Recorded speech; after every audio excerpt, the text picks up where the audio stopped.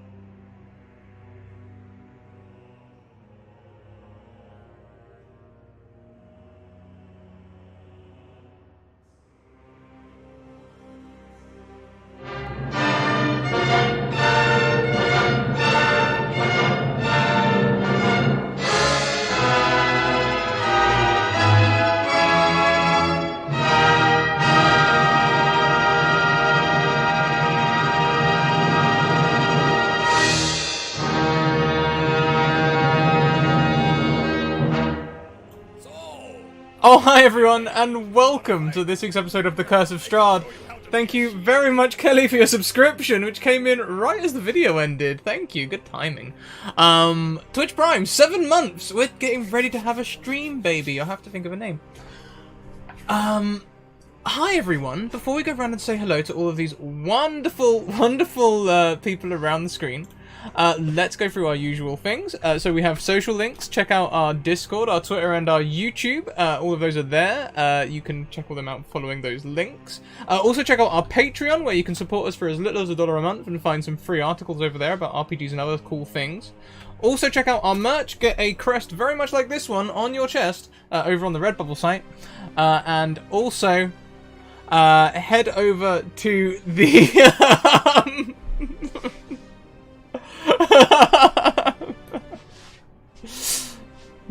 Head over to the oh boy, I've lost my flow altogether. Head over to our sponsors, Bird in the Storm Publishing, who write modules for D&Ds and other things, and Mage Hand Press, who are a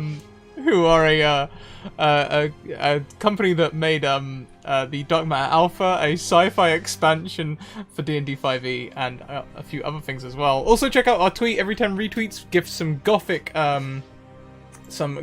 trinkets, and also we get we have sponsors in the panels below the screen as well, so go and check those out. I have a 10 to 15% discount at those sites. They are rasavad.com, tabletoploot.com, and rootinc.com, so feel free to check all of those out. Let's go around and say hello to everyone. This week we'll start with Alice, but we'll go clockwise, so we end with Rachel. Oh, hi, Alice. I haven't unmuted you, apparently. No, you haven't unmuted yourself. Good. I tried to unmute myself on the button. Yeah, anyway. Hi, I'm Alice. I'm White Rabbit Pick, and I will be playing Bob, who at the moment just wants to get out of Barovia get everyone else out of Barovia, and if I swear to God, if his bats don't survive, I think I'm gonna strangle Strahd with the remnants of them. So it's that's a hell of a ambition the to go irony. strangle Strahd with a load of bats. Next around we have Alex playing Siri. Oh hi, Alex. Oh, hi! Okay, there we go. I managed to make sure I wasn't Both doing it. Here we go. Yeah, it's good to be back playing Suri. Everybody, it seems, could use a bit of D&D in their life this week, and so I'm excited that we're getting to escape to the darkest of D&D places when it comes to Barovia and Strahd, because that happy things, happy places. But hey, I play Suri, who always seems to find the happiest of situations, no matter what she is doing, and just really wants people to talk to each other, even if they are already the living dead and are trying to kill her sister. She still just wants everybody to talk, and for people to get covered in blood and act like the Walking Dead. Next around we welcome A. Kelly Lane. Oh hi. Hi guys, I'm Kelly and I play Talia, who is our group conscience, maybe, I think is That the best angel way. on the shoulder. Yeah. The angel on the shoulder.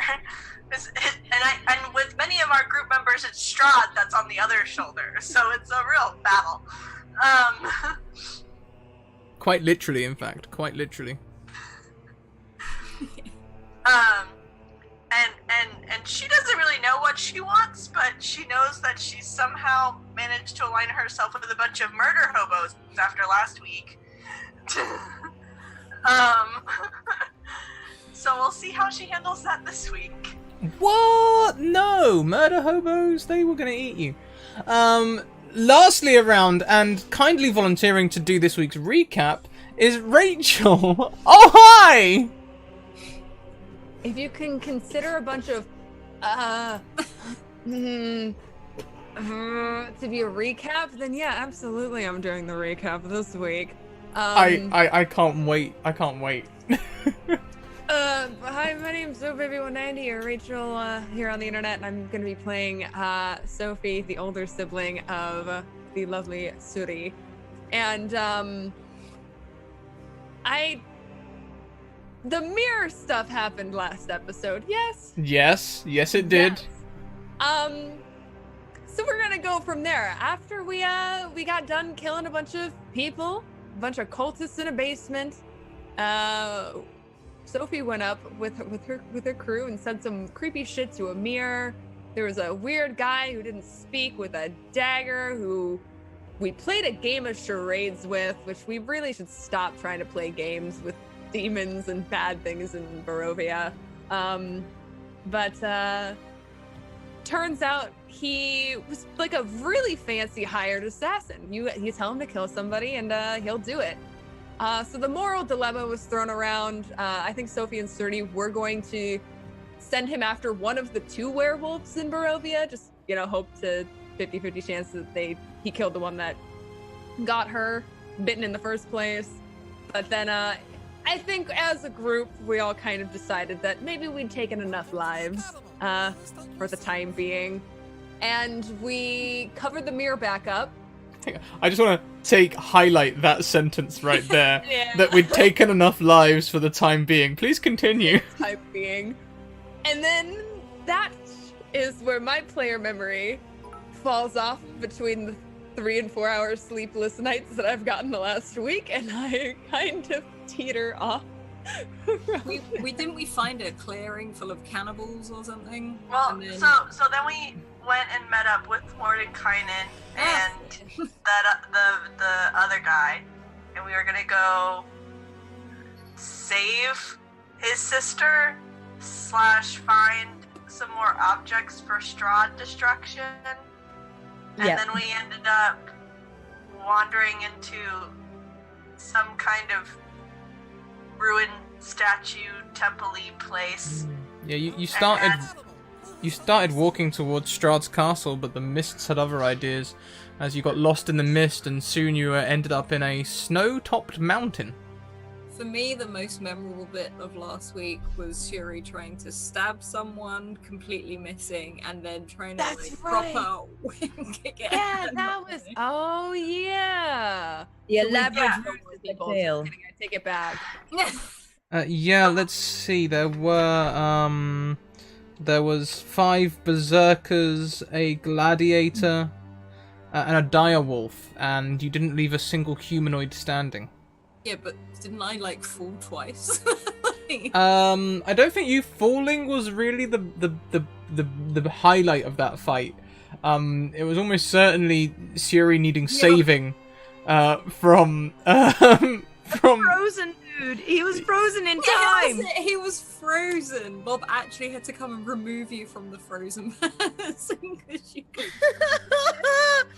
I was causing more harm to myself than I was like, die. okay, we're going. You know, when you pick up a toddler, like, no. Aw. Just see like grumpy face like Suri like being like over the top of the shoulder, just being dragged away with this, just like.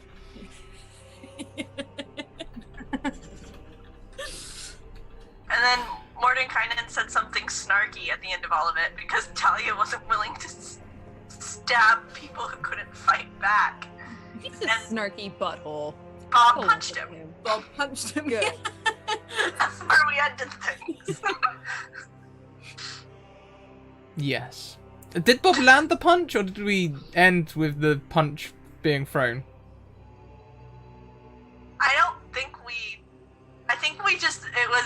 I think Alice just said, like, and Bob is gonna punch him, and it was like, and that's where we're gonna end! Yeah. Bob was so mad. Cool. So as Bob begins walking towards Mordenkainen, I'm afraid he's not going to let you punch him. Can I roll? You can indeed roll. Hang on a minute, let me get his character sheet open. Can I just ask, what is his armor class? Because I am interested in using a Well, reroll he with is my a wizard. dice. He is a wizard, and Kentucky Hardcore did just grant you a reroll, so now everyone has one Another reroll one? beginning. You didn't have one at the beginning of the session. Oh, okay. So now everyone has one. Let's see.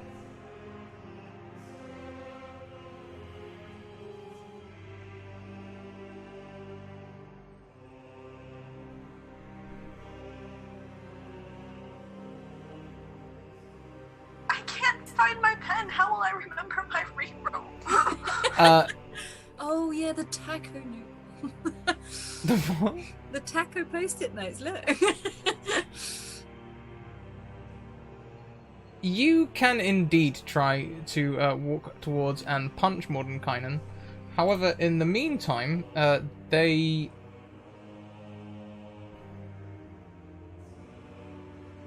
You're a thingy, a changeling. I am. Can I use, like, my... Can I, like, sneak up? No, I don't think Bob would sneak up on him. No, you're angrily walking towards him was the description that I remember. Yeah, is it, what, athletics? No, it's going to be a wisdom saving throw as he casts suggestion on you. Bastard. What do I have to get? Your versus their spell DC. Oh god, what isn't he like? I got a nat 1. He simply says, "Do not attack me," which is a command you have to obey. Like what, does it like turn me around to make me walk away, or? No, you only have to do exactly what it says, which is "Do not attack me." Bob puts So- his arms down and just sits there cursing very close to him.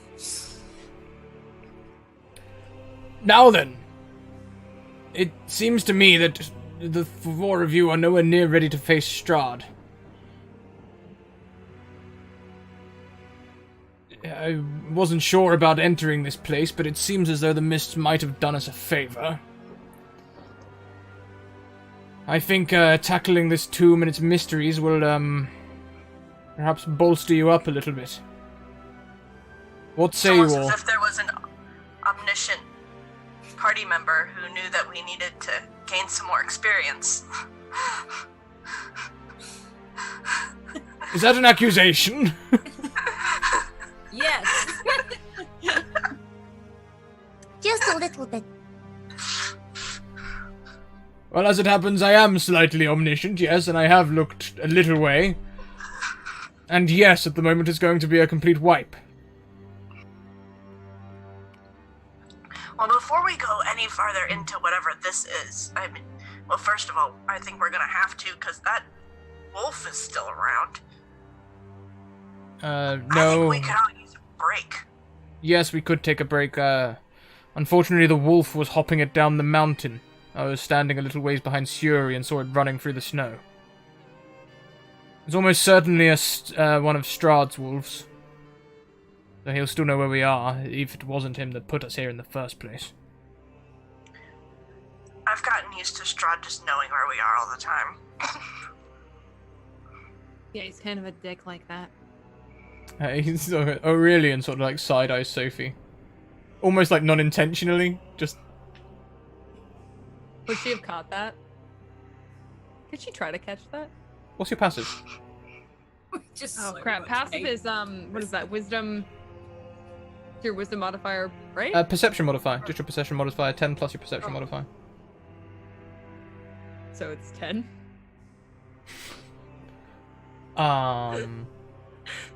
She's not wise.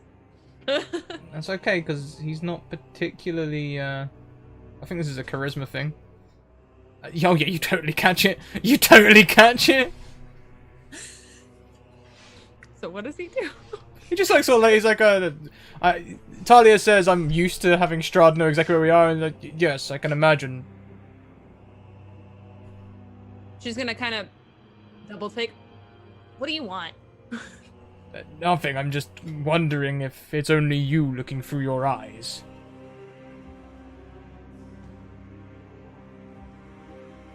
You Have know, you heard anything from the,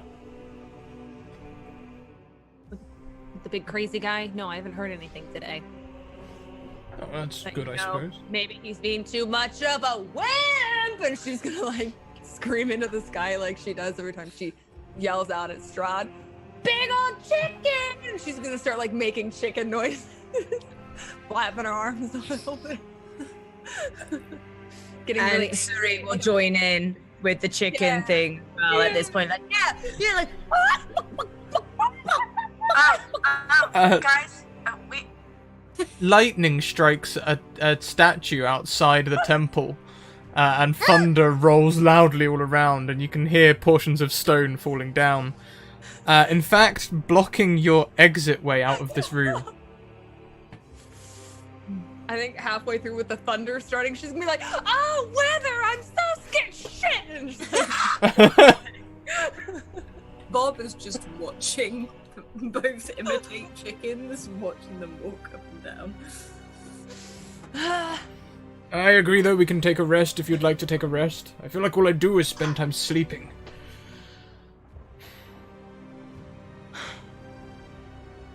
I mean, Yeah, I well, wouldn't say we no can to more really- sleep. so, It's hungry. oh, I still have all those rations that I got. Do you want one? Do you have chicken? I mean, it's a ration. It's a lot of, salted meats and crackers and stuff like that. But I mean, it'll fill you up, sort of. Not really. It's kind of depressing, but you can have one anyways. Thank you. He's just sort of like, you see him sort of sniffing, and then quickly eats it. I think if Talia and Suri look interested in rations as well, I mean, she doesn't actually even really think. She will just give one to Suri because she knows her sister. And then she'll kind of questioningly walk up to Talia and like hold one out to her. Just gonna give it to her without saying anything, really.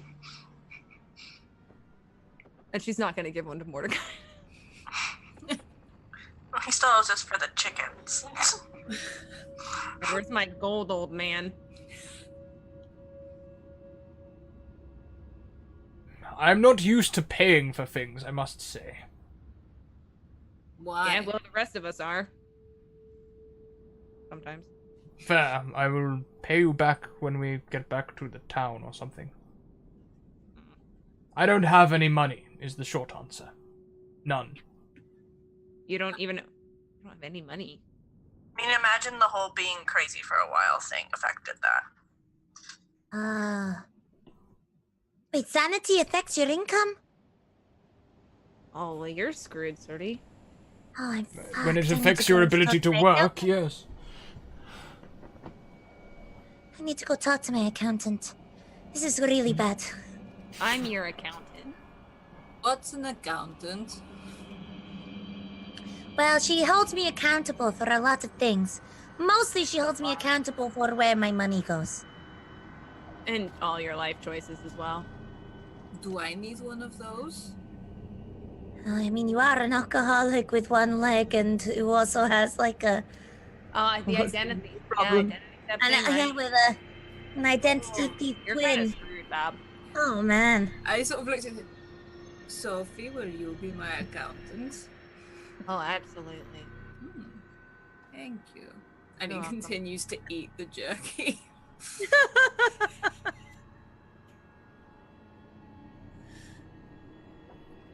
But Ty is sitting there like, I don't know if this was the best idea. Palio, you seem bothered about this whole killing thing.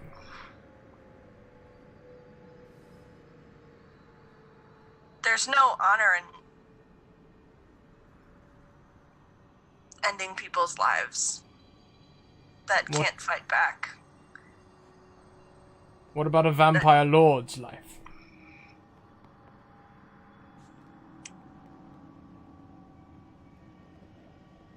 The scales for Strahd are different. Even He's already Ed?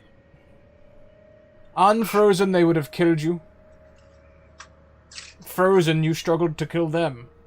And this time he makes no hiding of the side eye that he throws Siri. But now? You struggled to kill a paralyzed person. Well, you know, normally I'm the breaking in, the stealing stuff. I mean, the totally not stealing stuff and leaving it exactly where it belongs thing. But, you know, I just, well, I don't know. Killing isn't really my thing unless I'm skinning a rabbit for food or sometimes a squirrel. I only do it if I have to. What are your intentions here? Leave Do you even want to face Strahd? want to leave Barovia? That's our main goal. We just want out of here. If taking him down is the way out, then that's what we gotta do. And Tali just like nods. Plus, he's a huge dick, and he's kind of messed with all of us at this point. So if we get to beat him up in the process, I mean, I think that's kind of a plus. You guys agree? He also has a woman captive. Oh, that too. Yeah, That happens Oh, to yeah. be not our fault. And that would be a wrong I'd like to correct. Sophie puts her head down.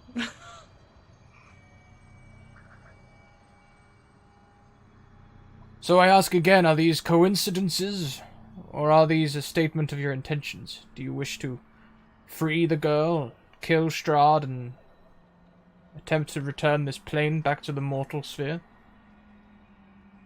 We probably should. I mean, we got nothing else to do here. I feel like that's a pretty good summary of the plan.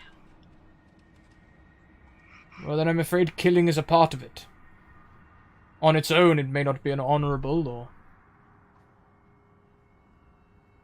worthy thing to be doing, but as part of the greater good, or the greater whole of the thing, it's going to be a part of gaining the experience required to get out of here.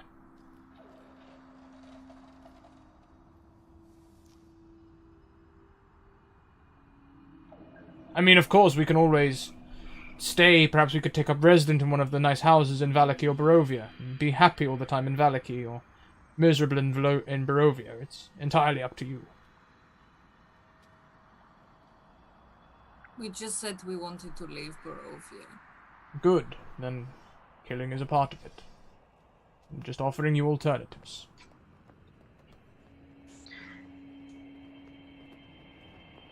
It's not that killing is inherently wrong.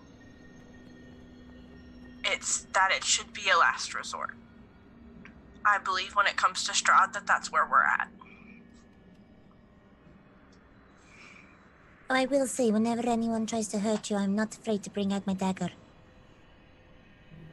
Perhaps we could make you good at using the dagger.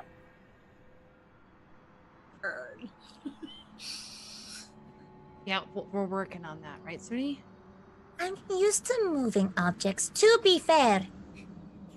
I was just predicting where it would go, but it wasn't moving. So I overestimated. Which one of you fell last week? Scrat can't remember. Was it Talia or Bob? Bob fell as well. I think we both did. Talia went down. Chat saved me. Thanks, chat. The two of you Or did I? both fell in combat.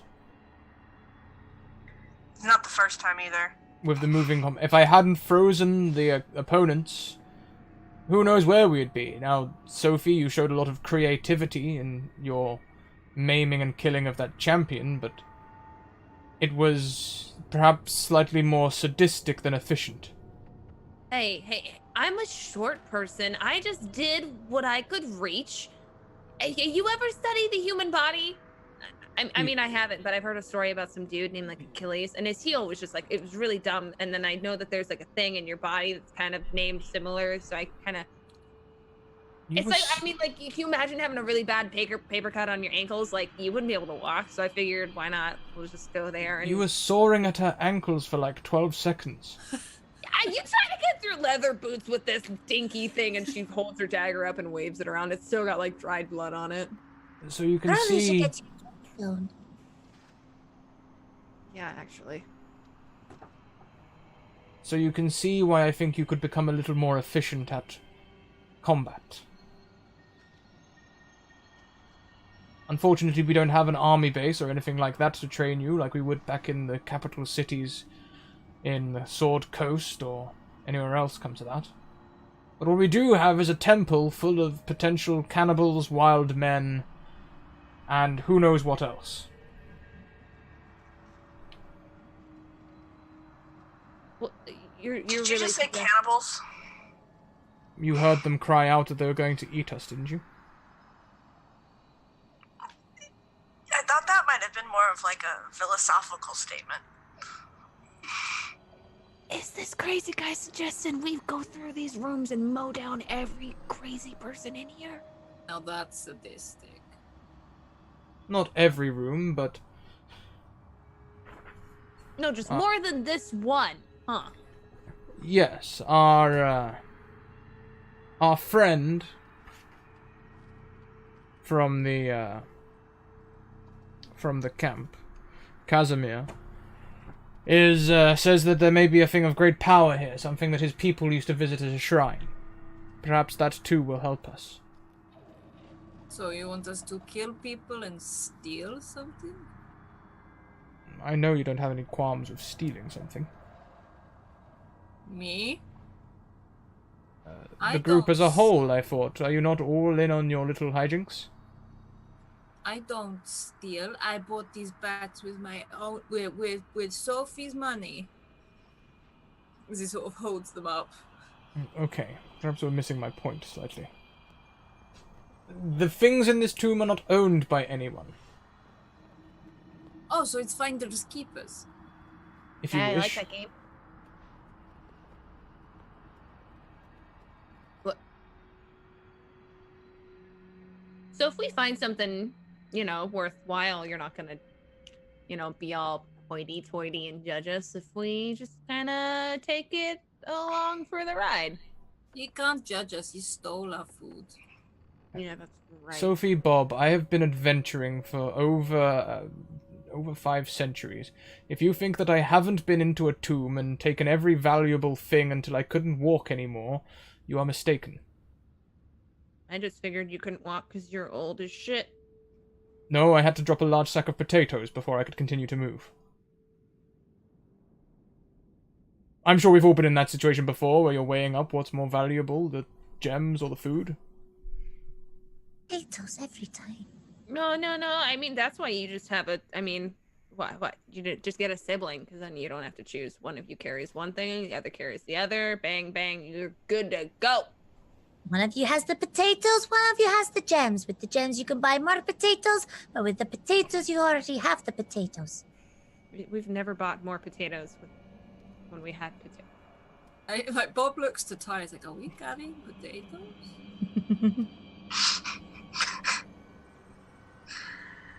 I'm serious. Ty's like, no, I think it's another, like, a metaphor, kind of.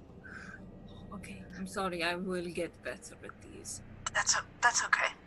I know we've been practicing. I think she just looks at Mordecai and she's like, I know that your concerns about our dedication are likely due to me. And while my vows are to protect people and to try and find alternative ways around dealing ultimate punishment, I'm also not supposed to be an idiot.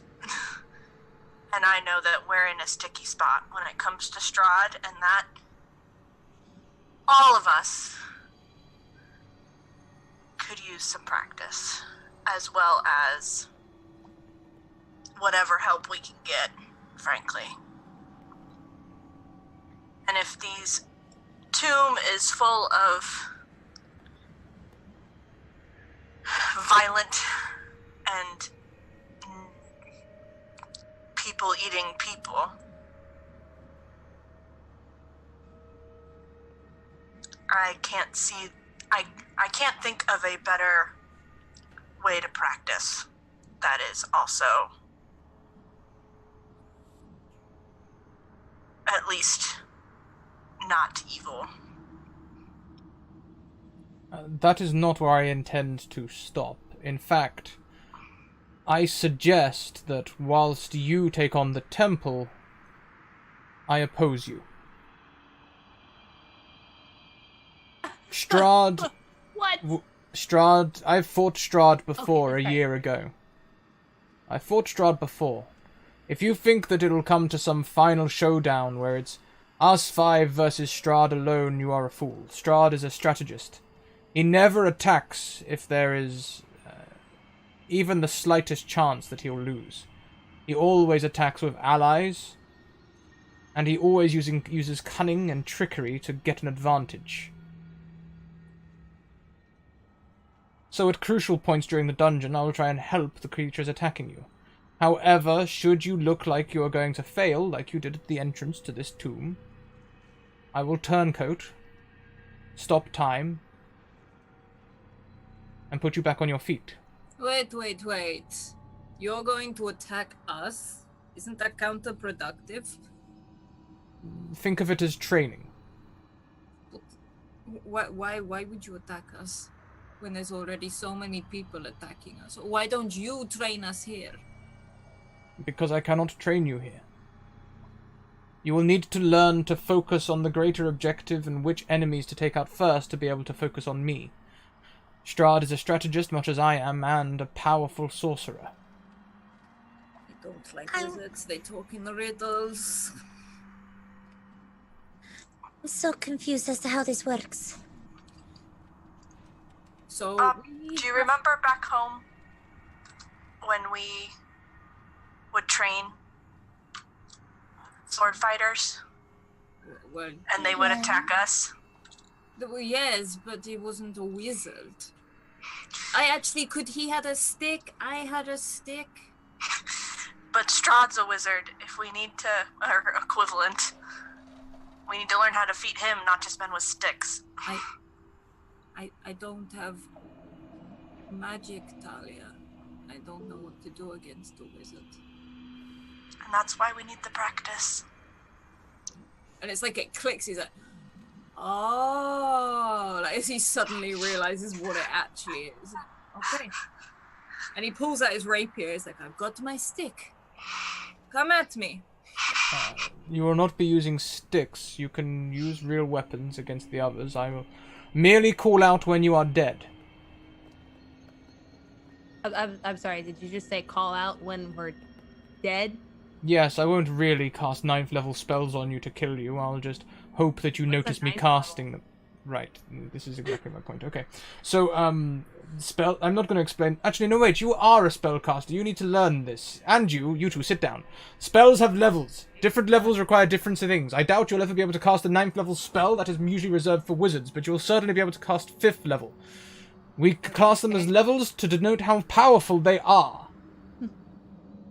However, more powerful spells cost time to cast.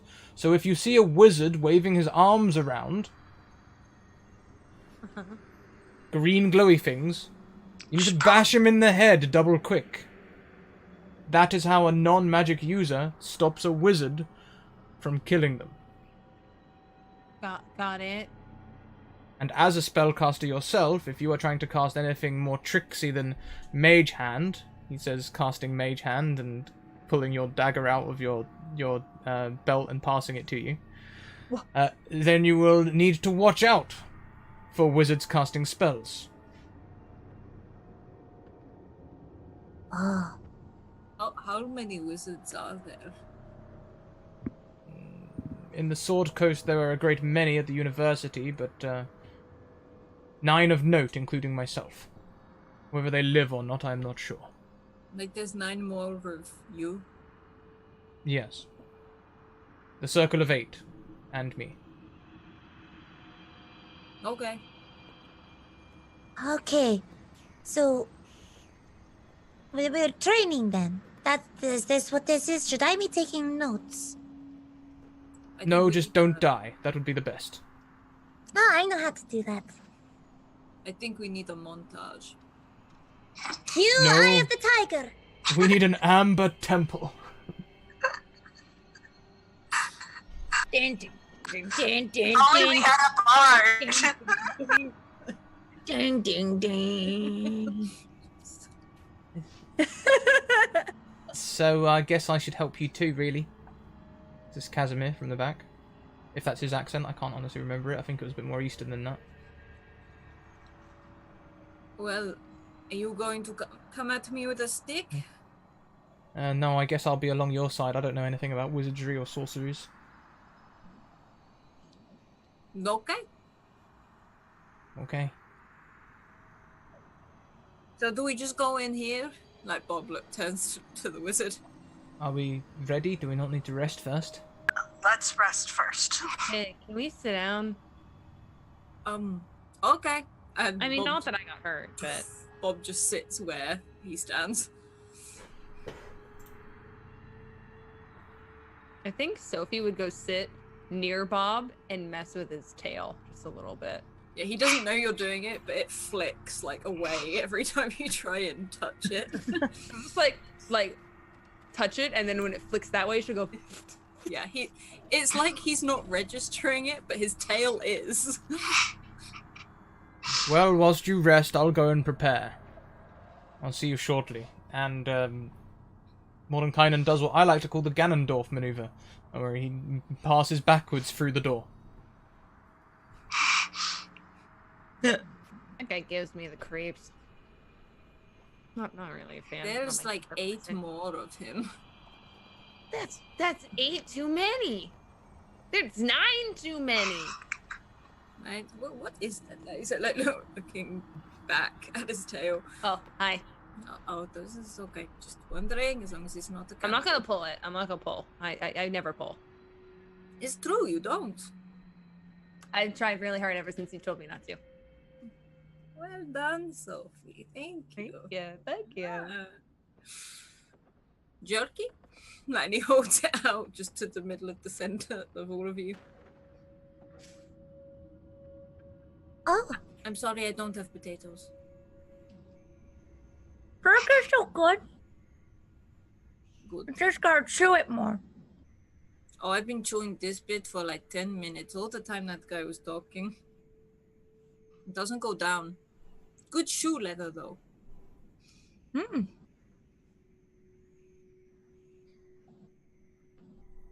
Can I have some rations? Oh, yes, I was offering you one. Oh, thank you. Yeah. You seem kind of small and like not like small in the sense that like Suri and I, but like pipsqueak kind of small. You seem kind of freaked out. He just said that Strahd is a 9th level sorcerer. Yeah, I kind of figured he was somewhat. I don't really know much about like magic and like the different kinds of it. Some like I don't know what me and her can just kind of do some weird stuff. Like we like sneeze and sometimes stuff just like comes out our nose and it's like glittery and whatever. But um, you have like an entire world consumed by fog and mist, and you got animals running around just being a giant psychopath. It kind of makes sense that you're super powerful. So this shouldn't come as a surprise to you. What should come as a surprise is if we live at the end of all of this. Well, yeah, that too, but it just sort of brought it home. You'll be fine. Have some more jerky. When he last attacked Strahd, he did it with a whole army. Nearly most of Barovia, the ones that you don't see now. There's a reason so many of the homes are empty. Oh shit. Well, why did he fail the first time? So that we might not make those same mistakes. I don't know. Strahd overpowered him. Maybe he overpowered him because he's a wizard. We're not wizards. Yeah, maybe that's it. Maybe. I mean, I'm just going to take this, and he sort of holds up his rapier, and I stick this in and into Strahd and hope for the best.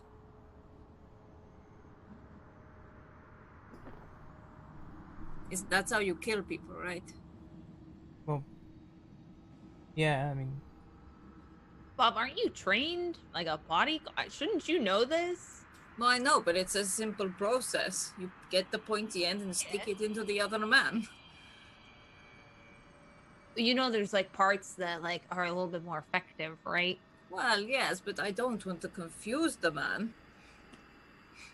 As long as he gets the pointy end into the other, first, then maybe I'll start pointing out where else he can go. I mean, if it's Strahd, Good point. I don't know. I'm wondering if just a stab will actually kill him. Or if we're going to have to just chop bits off. Oh, mince him up. No, like I don't know. Is he still bitey with his head on? I don't know. Are the heads in your bag still biting around? Maybe that's a Barovian thing. Sorry, when all this is done, or maybe not. Wait, he said he'll bring us back to life. You should cut off my head, see if I still move. what? No? Okay, sorry. Bad suggestion. I'm sorry. Okay. Sorry. It's just kind of okay. I take it back. Butterflies, rainbows, potatoes. Okay. Well, Okay. it's not that I wasn't tempted. Sometimes I really wish I could do that, but What the hell? You want to cut off my head? no, just when I hate you. Oh, shit, I hate you too. Shit. This got Just- dark real quick. Is that head in my bag still going? Snapping away, yeah. Yeah. And he's sort of holding the bag up. Can I hear the weird little pixie thing anymore? Or has that definitely been eaten? There's just like pixie mash. Okay, because I was going to wonder where it went. He's like, I've still got a biter.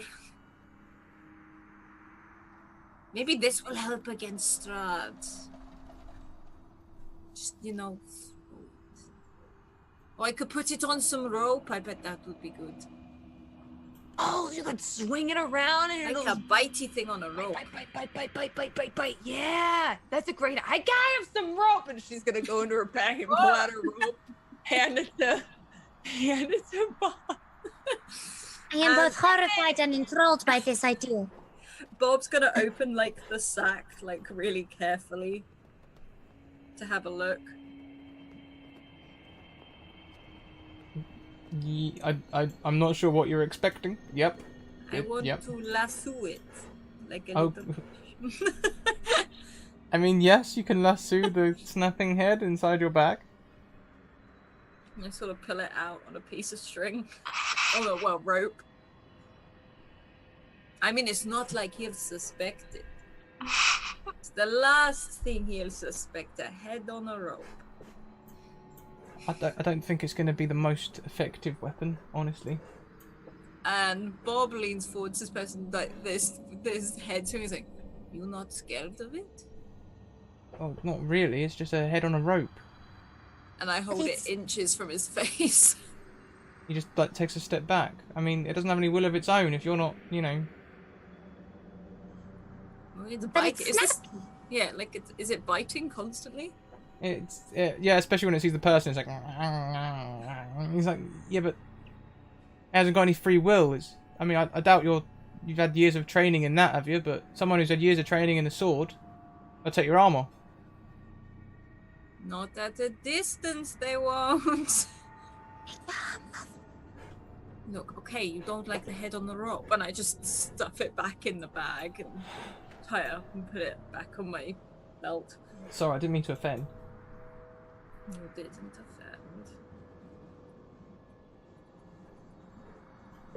Might be a good idea for later, though.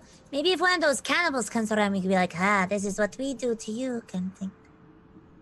Oh, that's a good idea.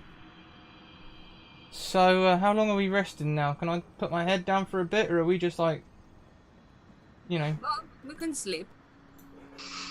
I think Talia's already kind of like leaned up against like some wall somewhere. I can keep watch. All right. I would like a Good. power nap at some point. Well, I'll wake you up in a little bit, Bob, and then I'll take a second watch.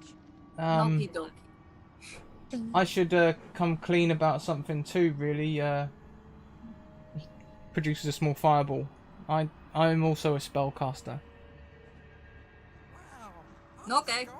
And Bob just crosses his legs and dives back into the jerky. Thank you very much, Michael Wayne, who donates £5 for A. Kelly Lane. That's a D6 you have to roll with any of your rolls. I wonder when the group will start saving for Strahd.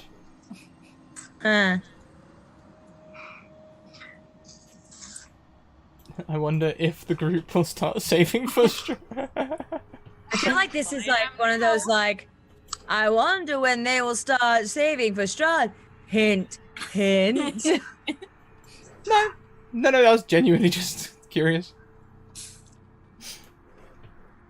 Bob sits there, eating his jerky, keeping a lookout. Yeah, so I know magic.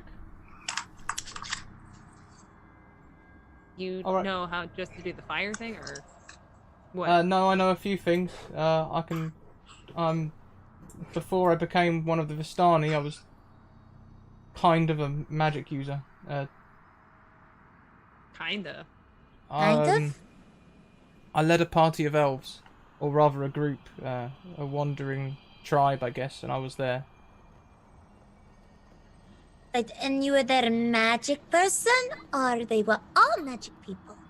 No, I was their magic person. And what kind of magic things did you do for them? Did you, like, make magical water, do little bits of healing, little bits of, like, I don't know, party tricks? I mostly did stuff with fire. Also some protection. Oh, Protection. Yeah, like I can shield myself and. I guess that's handy. Welcome to the academy. Please take your I'm still figuring it out a bit, to be honest, but I think what he just did is called Misty Step. Oh, the weird door thing? Yeah. How do you know that? Oh. I think I Like, can do Spirit it. right now is like the little kid hearing like a slightly spooky story for the first time because they've been told that they're allowed to stay up alongside their older sibling for once.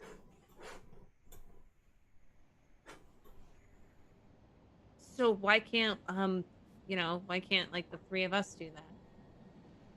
Well, I don't Why know. does he get to do it? You're a magic user. Can you learn 3rd level spells? I just learned from that guy that there are levels, okay? I just kind of sometimes, I read something in a book and I try it and then it happens and bada bing bada boom. This one time I read about these like weird like electric bolt things that just come out of your hands and I was like, wow, I kind of want to try that. And so then I did it and I shocked the shit out of the guy. So, Okay, well, I mean, I've got my spell book. Do you want to read it? Yeah. Hell yeah. Hands over his spell book. It's old and written in Elven. Buddy, can you know this one?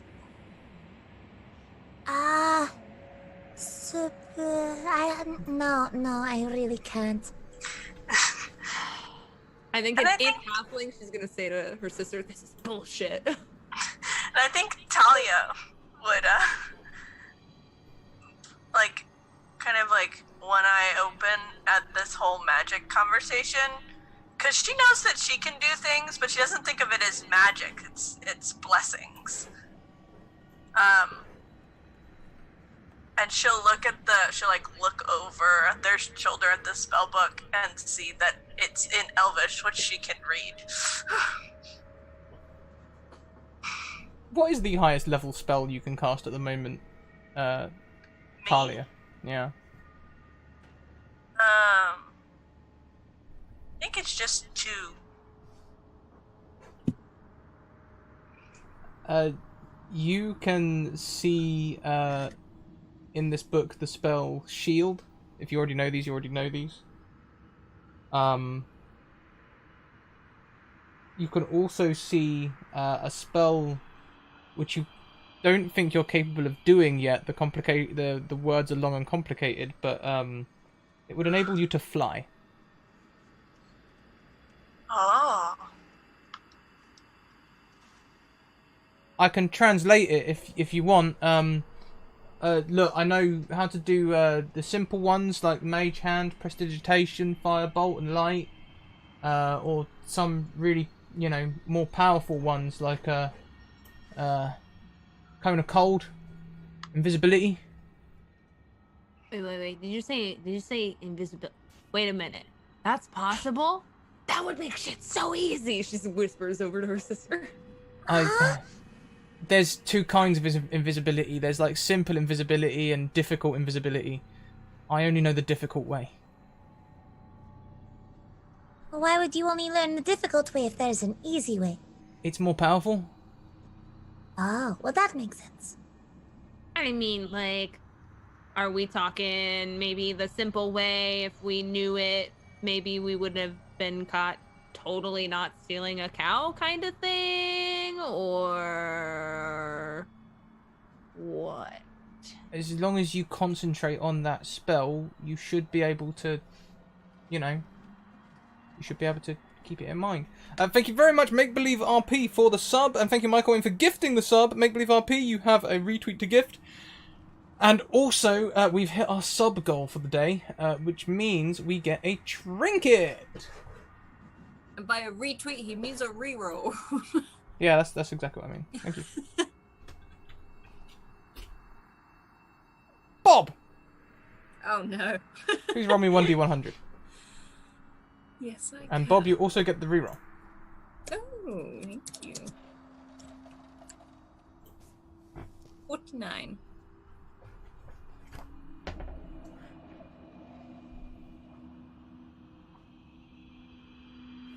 as you sit down in the snow, you find a hand mirror, backed with an amber depiction of a Medusa. Ah, look what I found! And I just start like waving it around a little bit. What is that? Isn't it pretty? It's like another mirror. There's this weird like person on the back with a weird snaky hair. Look at you. Oh. I look like crap. No, Oh. other side. Oh. She That doesn't look was- crap. No. Like Bob thought you were looking at the Medusa, so he turned it around. Oh, wait. Oh, Suri, you didn't throw that up, did you? Right? That didn't come out of you? Bob immediately Not drops that it. I'm aware of. You didn't? It's probably fine. A little And he- pig. I think you would have noticed. He picks it up again, but like between two fingers. Sophie will presto it, just in case. Just to make sure it's nice and clean for Bob to hold. Hey, you know prestidigitation? Yeah, how do you think two homeless girls have clean clothes? I didn't know you were homeless. Sorry.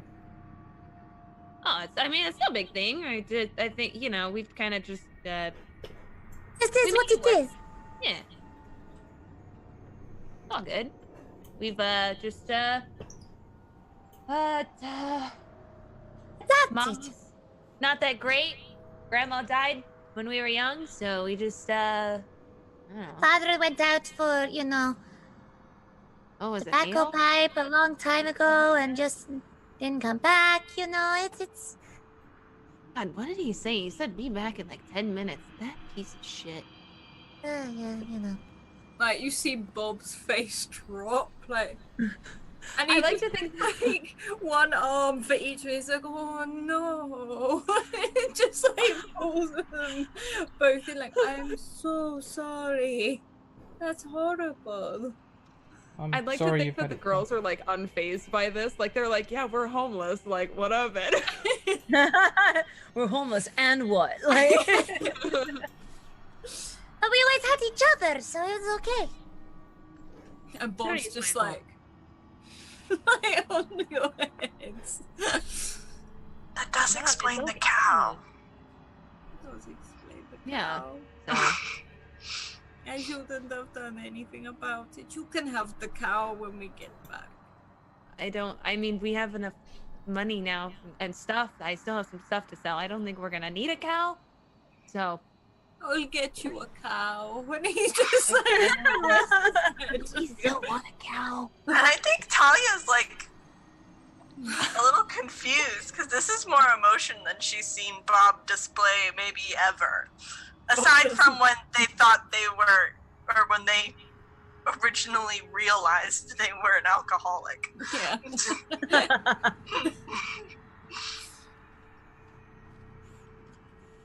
We'll get you somewhere to live when you get back.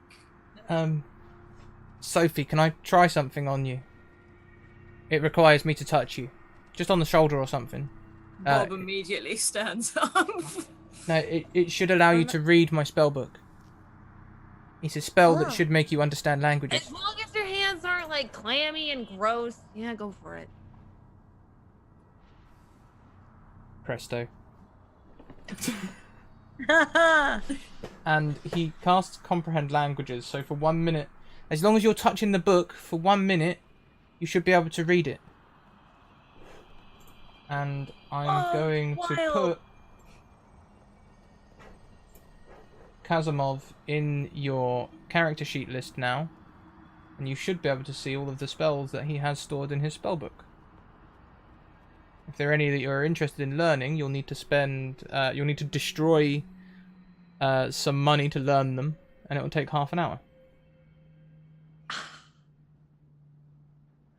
Ooh, I can If- only learn up to first level because I'm under leveled with study.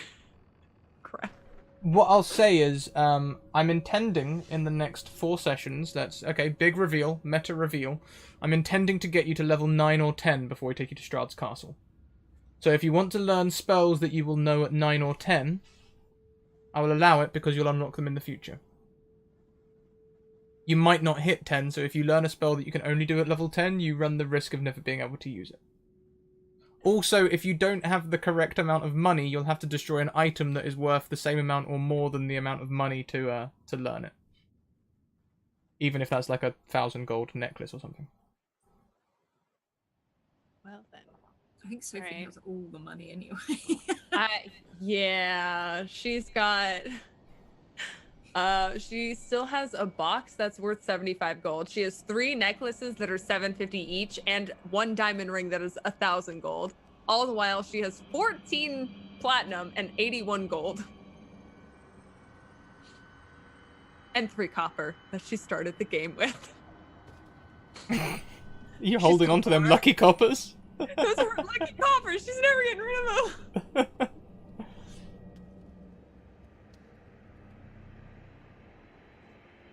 It only lasts a minute. What do you want to learn? What's this? What is that? What's this whole counterspell thing? What's that about? Do you know any offensive spells? I know some offensive words. Well, we're about to take a rest, so if you want to use a spell slot to attack me, I could show you how counterspell works. I mean, is it gonna hurt? No? Shouldn't do. Sure, sure. Oh, okay. Sure. And she'll just she'll stand up and walk a few feet back and dust off her pants and cast a magic missile at him.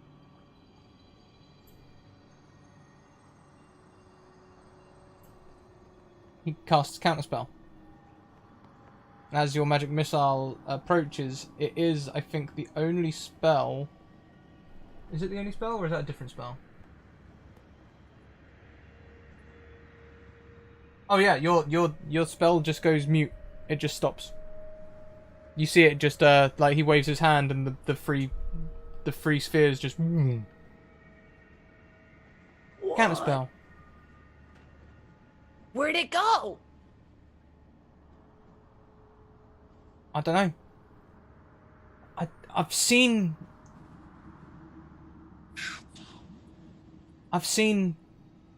Mordenkainen do it differently though.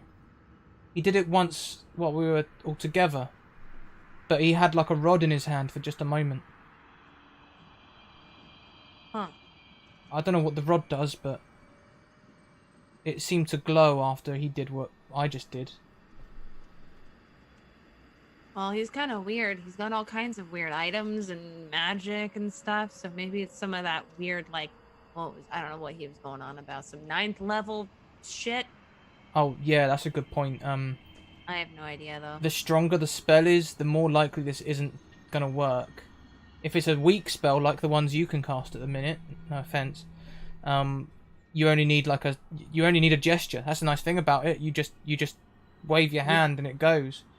But when they get stronger, there's a chance it won't work, and the more powerful the spell, the bigger a chance it won't work. 9th level spells are near impossible to use it on, but you've got a pretty good chance against 5th. Oh, I guess I'll take my chances then, huh? And would Suri like to learn counterspell?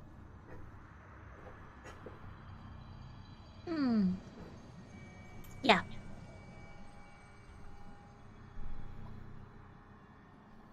I totally fucked up the names, but would Sophie also like to learn counterspell? Damn you with all your S's.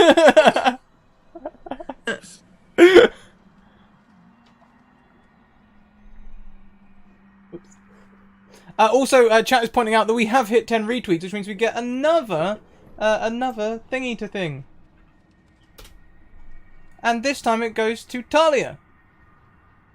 Please roll me 1d100. You also have access to the spellbook, Talia. I only didn't give it to you earlier because I was hastily filling it out.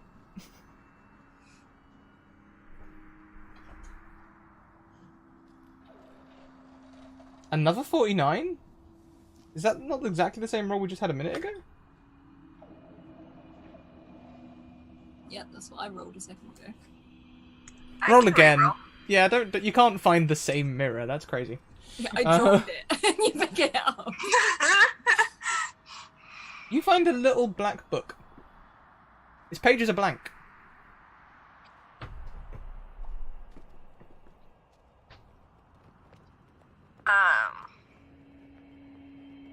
Hey, stick around. Might be able to teach you a few things. Can she arcana it? You may. We had a blank book earlier. She's suspicious. Nat 20.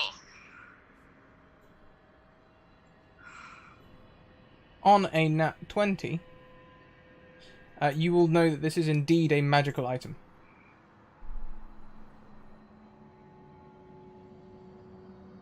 What the magic does exactly is difficult to say, even on a double nat 20. No matter how good an arcana check, I'm afraid it is not detect magic. But it's definitely magical. There's definitely something strange about it. Can I learn detect magic from the spellbook? You can. I can show you how to figure things out like that. You say it's magical. Yeah, I mean it's definitely magical, but I can't tell anything else. Yeah, look. Page 14 and 23 in the margin. Sorry, I'm not the neatest writer. Oh, okay. She kind of pores over the book for a minute. And thank you so much for the sub, Durza Black. You get a reroll to gift.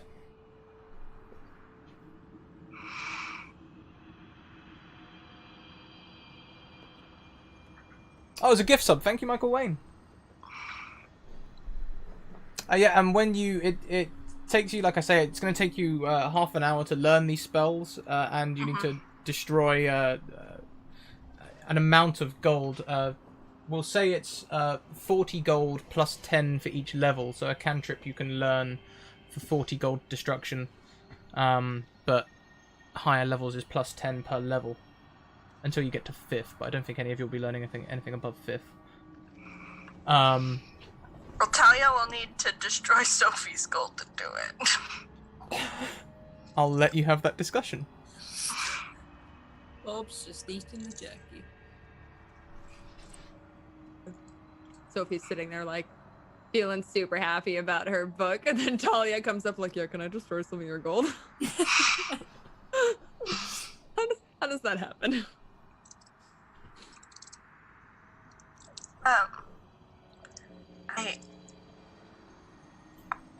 I would love to be able to learn one or two of these spells myself, but I think that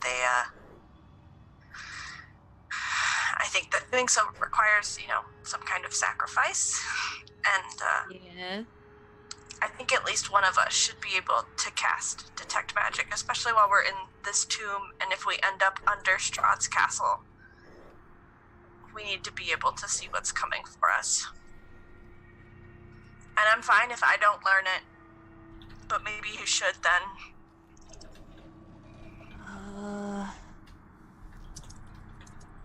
She's gonna look over at our spellcasting friend and say, "How much does she need to learn it?" About 50 gold. If you've got spellcasting components, you can destroy those instead. Like, ruby powder or anything like that. Oh, I'll just reach into my pouch of ruby powder. I mean, if you had like a component satchel, you might have. Component satchel? What's that? It's like a kit they give you. Who's they?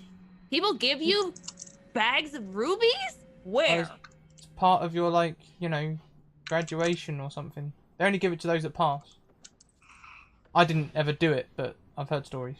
What do you ask what? Oh, you talking about school? Yeah, no, never. Yeah, never done. that guy runs the school, Oh, he has the mental capacity to run a school. That's interesting. Well, Ah. in name, he doesn't actually teach any classes or do any of the Thank you, gods, organization. for that. No, So he's like an honorary professor. like tenure kind of thing. Ah. Yeah. Been there long enough, and they kind of have to respect him, kind of thing. And they're like, well, he's powerful, he's crazy. Might as well name the school after him. Part He's- of the furniture. Kind of one of the most powerful wizards to ever live. I'm Yeah, and he surprised you doesn't haven't- pay for chicken. So what does that say about him? I mean, You can be powerful, but still an asshole. True. Look at Strahd, for instance. Anyways, Tali, it's fine. And she'll divvy up 50 of her gold and hand it over to Talia. And as she does, she's like, how the tables have turned. Just like, as the homeless halfling is giving the noble woman 50 gold. That's because you spent all her money. On us. I know, but she's still gonna say it just with a shit-eating grin. But it's not mean. Like it's very friendly.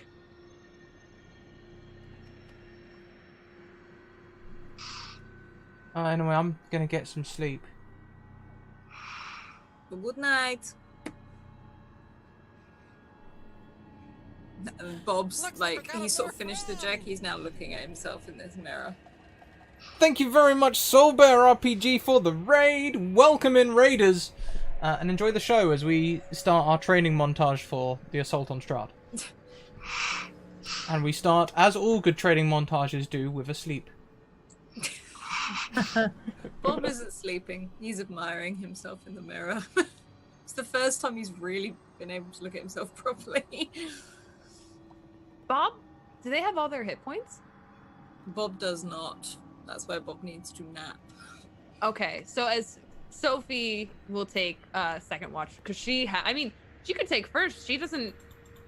She'll get that one spell slot back, but HP wise, she's full. She didn't get hit once that fight, so if Bob wants to like really long rest that. Yeah, like Bob's looking at the scratches and stuff on his face and like probably like a welt or something where he got hit. And he's like, oh. Bob, why don't you, on second thought, why don't you just lay down? You kind of, no offense, you kind of look like shit. We've got this. Don't I? He's just sort of like looking in this mirror, and he changes his nose and the color of his fur every now and then just to see the difference. Would you mind if I slept? No, I feel great. Sturdy, you? We've got this. Don't worry. We need some sister time anyways. You guys go ahead and rest. We'll hang out. Okay. Thank you. And he sort of just does that padding thing on the floor and curls up. And he is out like a light straight away. He didn't realize how tired he was.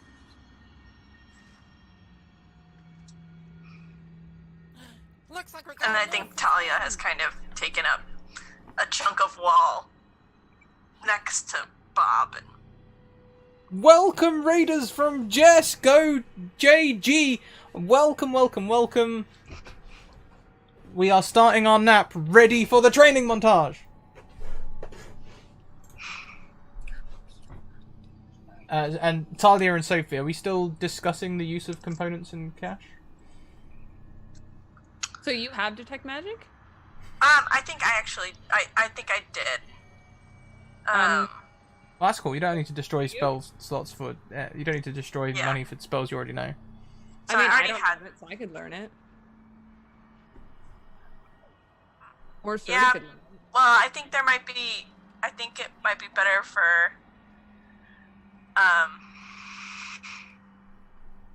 We could learn something else. we could burn a lot of cash and you could learn in greater invisibility. This is the other thing as well. A platinum coin is worth what, 10 gold? Mm-hmm. So Yeah. you have 140 there.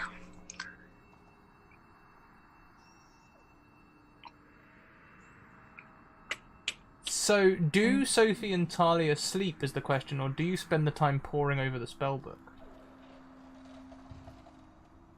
How's Talia's HP and stuff? How's she looking?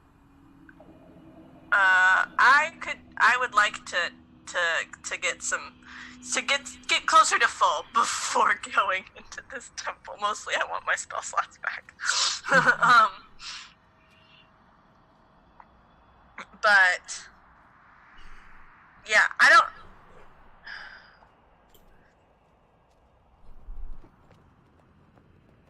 don't know if there's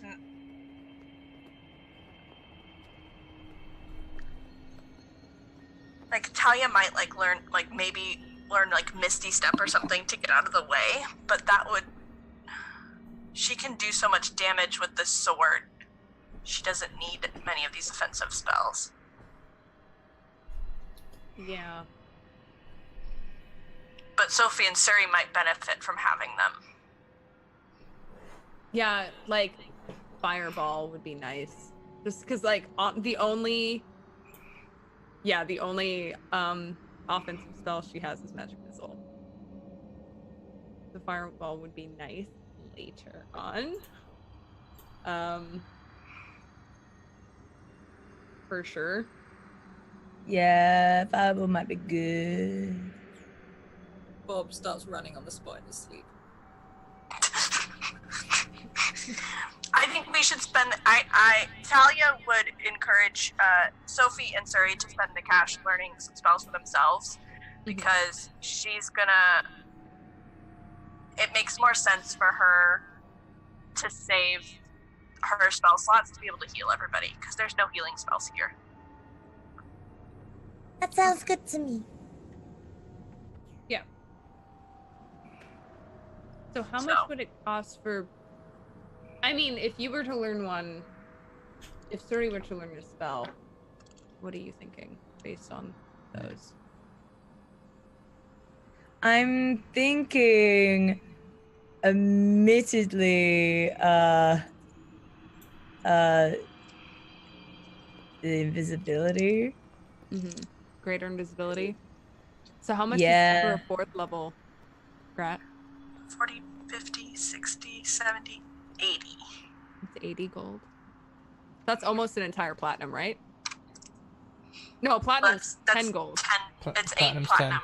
10. I only have 14 platinum. Well, you have items too. That's true, yeah. Could do that.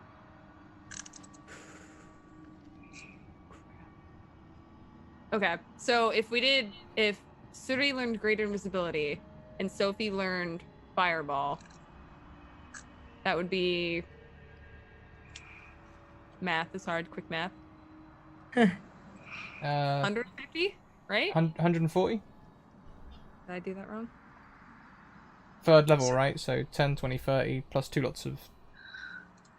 70 times 2. How do I break down... Because I've got 3 necklaces that are 750 each. How do I break down that? You don't. It costs 750 to learn the spell. So you see, you get 2 which are relatively low cost, and then each one after that is an item. So it gets rapidly more expensive. Ow! So you just waste a bunch of money for that, and you don't get the perk. You might find more gold in the tomb. It is a tomb. You look so salty right now. I am salty. You know what? I got 3 necklaces. She'll crush one so her sister can have a 5th level spell. Fuck it. And then she wants Fireball. Let's go.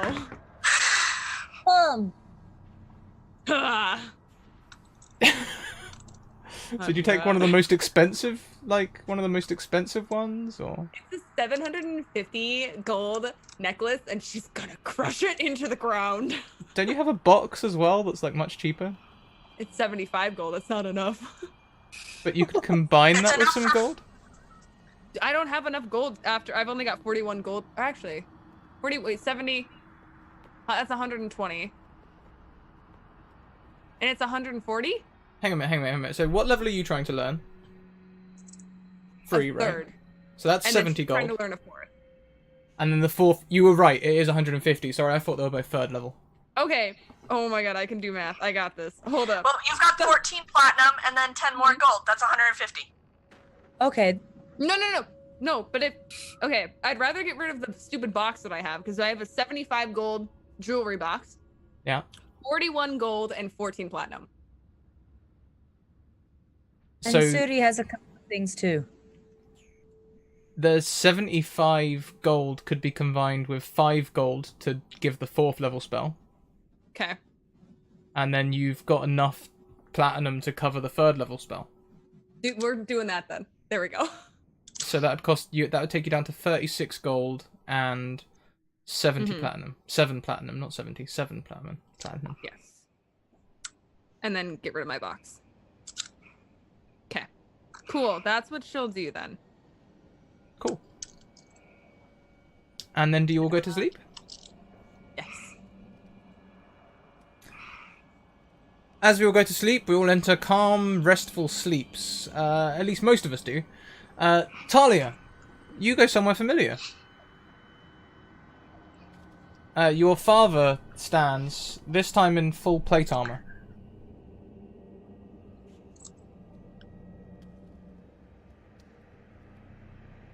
Hello. Again. You decided not to take any of the spells. I can try to teach you the ways of a paladin. But I'm not sure how you will learn it through dreaming. It will likely take many times for you to get the grasp of what I'm trying to teach you. You may grasp it perfectly in your dream and then wake up and not quite be able to do it. Would you like that? Of course. We could use all the help we could get. What kind of smites do you know?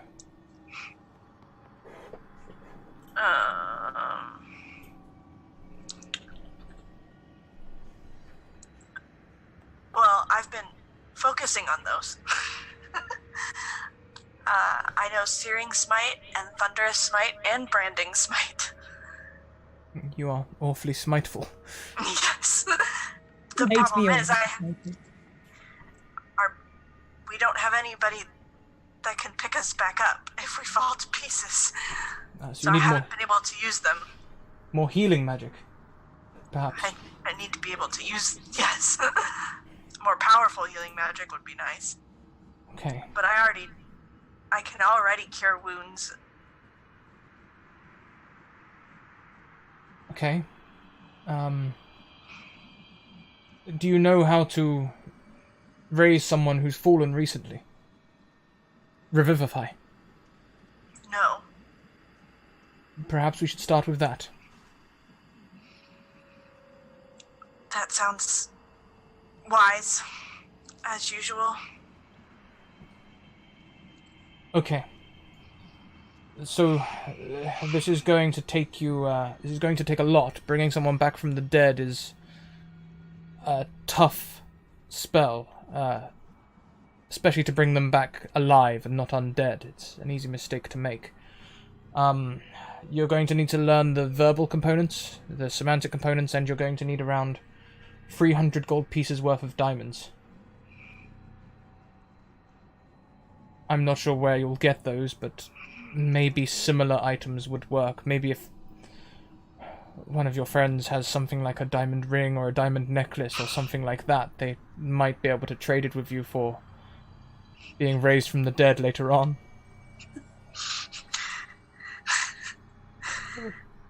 I was gonna buy my sister a house.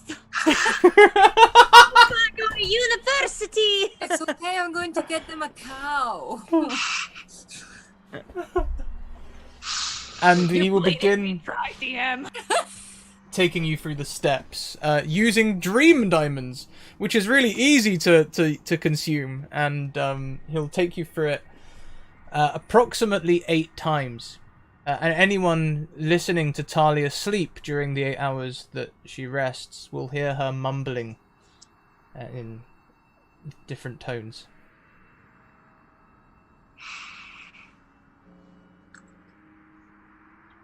Unfortunately, when you wake up, you do not know the spell Revivify, but you feel like you'll know it soon.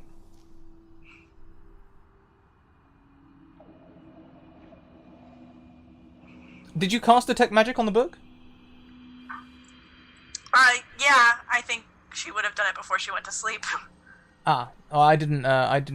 We didn't call it. I don't think. I didn't hear you request it. So as you go to pick up the book again, this time there's writing on it. It opens with your father greets you in full plate mail, and goes through every line of your dream in great detail. So you have a detailed description of how to cast Revivify, including notes on which bits you get wrong commonly. And you will learn Revivify from the book. Cool. Thank you, chat, for that magic item. It remembers dreams and records them in great detail. Oh, convenient. That is canon. That is exactly what the book says it does. And I just thought, well, that fits awfully well.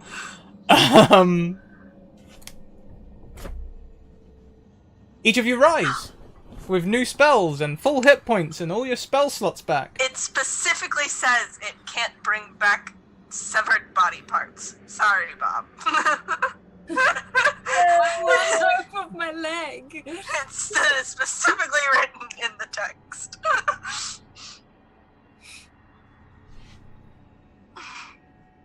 So, since you are all waking up, there are 2 doors in this room. If you want to do any more studying before you get on, you can. But,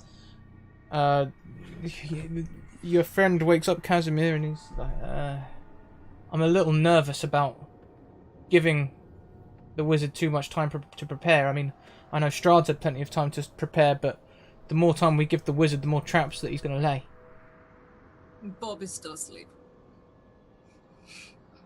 And Talia goes up to Bob and, as usual, scratches them behind the ear to wake them up. Yeah, like the foot starts going.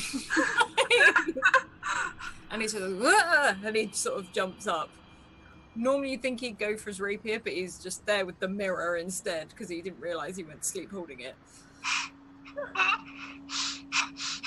I think Talia's done this enough times that she knows to, like, scratch and back up. He's like, oh, are we ready to go? I think we are. It's time that we, You can do things. I mean, like, I feel like I know something. Not entirely sure I have the energy to do it yet. But same. But it's in here. So, you know, those elves sure know how to write. Good on you, Talia. I'm an elf. Yeah, Good on you. And I'm pretty sure he also wrote it. I did kind of write it. I mean, it's fine. You can give the credit to Talia if you like. That's fine. I thought that it was... Oh, you wrote that. It wasn't like someone else wrote it and you were studying it? I mean, I wrote my name on every page. That's impressive. You know, I knew someone who wrote their name on all their linens. So, you know, but that was kind of weird. But yeah, good. Those are some good notes. Good penmanship. I wrote it when I was a teenager, you know, so I've had it for a long time. Yeah. Good on you, Mr. Elf. Did this just get awkward, or is it just me? Yeah. I'm not awkward at all. I'm just quite sleepy still. This is genuine yawning right now because everyone is yawning. So this is making me like, oh my god, I need to fit this in narratively.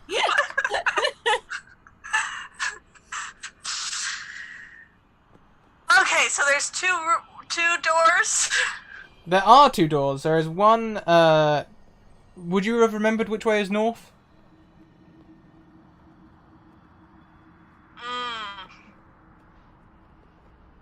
No.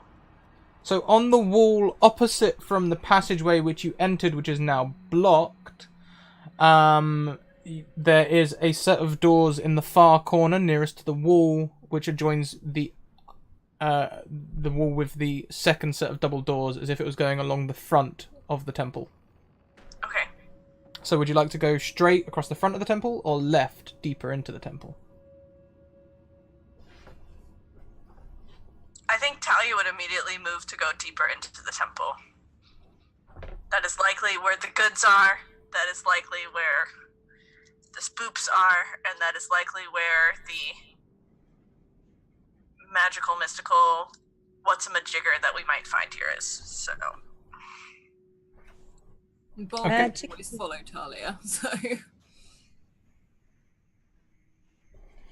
Yeah. Okay, so as you open the doors, you reveal a 20-foot wide, 70-foot long, arched corridor, which is sheathed in amber. The southern half of the hall is scorched by fire. That's the half closest to you. And charred corpses lie on the floor here, under a burned fur cloak. Several amber doors lead from this hall, and 3 arrow slits are cut into the wall on the right. Floating in the middle of the hall are 3 skulls wreathed in green flame. that normal. I mean, I know we're in Barovia, but that's I don't think we've come across that yet. well, it looks like the party started. Hey Suri, why don't you try talking to the skulls? Well, Yeah, Talia that's checks for true. traps and pits in the floor. As you enter the room, the skulls come to attack you, Oh, that didn't take long. cutting off any attempt to try and check for traps, etc. Would you like me to roll initiative? Yes. Talia was checking for traps anyway.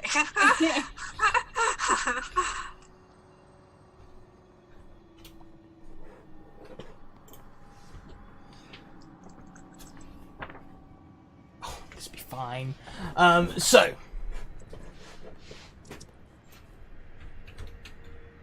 This one's actually not in the SRD. I'm shocked to report. Ooh.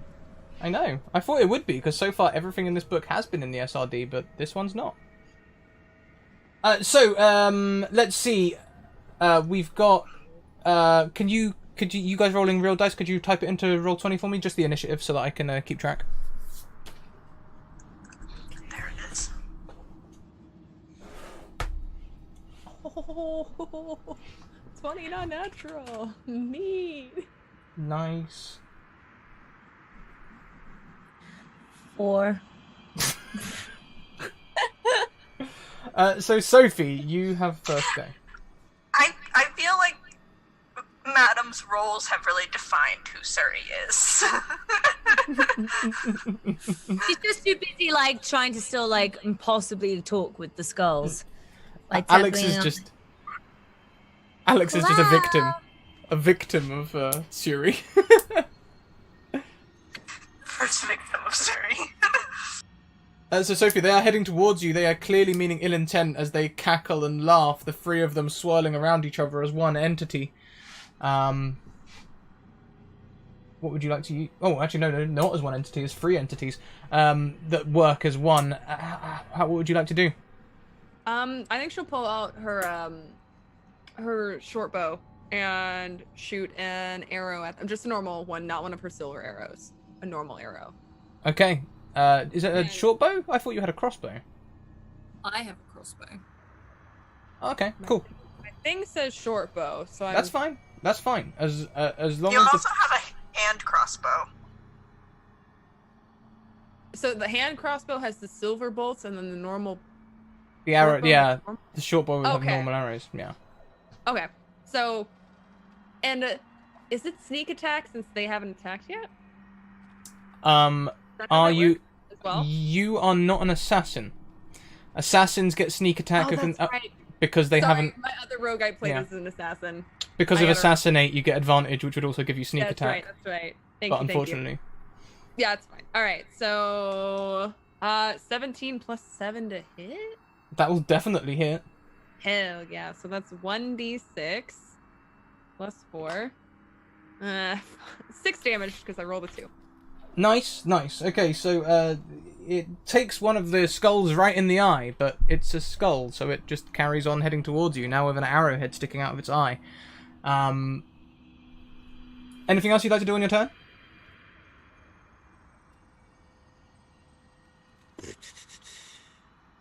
I don't think so in this moment. I think she's going to wait until they get closer. Okay. So next we pass the turn off to Bob. Bob is going to pull out his crossbow and fire straight at one of these skulls. A 10? A 10 will not hit. Okay. Can I re-roll that? Of course you can. 15? 15 hits? Et voila. I think that other 13 is sneak attack, right? Which you don't get at the moment. Know why that's popped up. Yeah, you don't get that until they're within 5 feet of Yeah, you, that's so fine. that is another 13 damage. Is it in the same skull? Yes, she's aiming for the same skull. Okay. The skull begins to crack. Before the skulls attack you. The first skull attacks Sophie.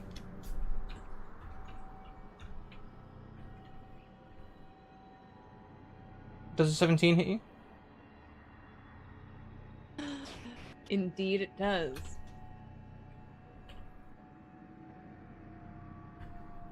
Please take 12 fire damage. Ow! Alright.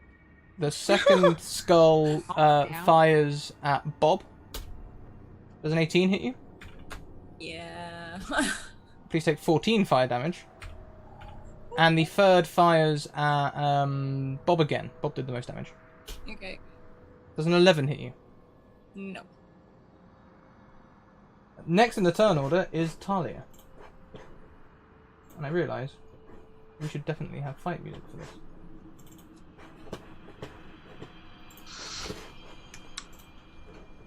Are they like all up on us now? They are getting right up close, yeah. Well, actually, they're staying about 20 feet away. They're firing from 20 feet. Okay. I think Talia's gonna risk the floor and move closer to them so she can swing at them. Cool. So you may move into the room and attack them? Yeah. There is no trap or anything, if that's what you're waiting for? Yes. However, you can see, as the flames hit Sophie and Bob, you can see the charring hitting the walls, as though this has happened many times.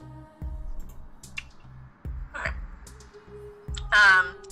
So she is going to first swing at whichever one looks that they were hitting before. Mm-hmm. And she's using the sun sword because... Of course you are. With the sun sword, that is a hit. So 22, if I can math right. Damage. You can math right. Damn, I forgot how much damage you do. Yeah, you render this thing into the ground.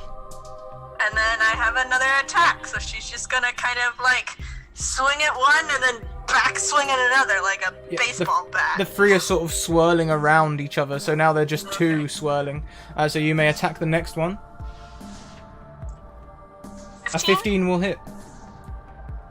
A little lower that time. Yeah, a little lower, 11. Still impressive. The skulls are definitely focused on you now. Next will be Suri, bringing up the rear. Okay, so first thing Siri's gonna do is, well, get away from the snapping skulls that she was just tapping and talking to. Because that's probably a good idea, to get out of their way. But I was wondering if there was anything like sticks or anything like that on the ground of this place. Clutched in the arms of one of the corpses, the charred corpse, is a long length of what appears to be painted wood, which has been unmarred by the fire.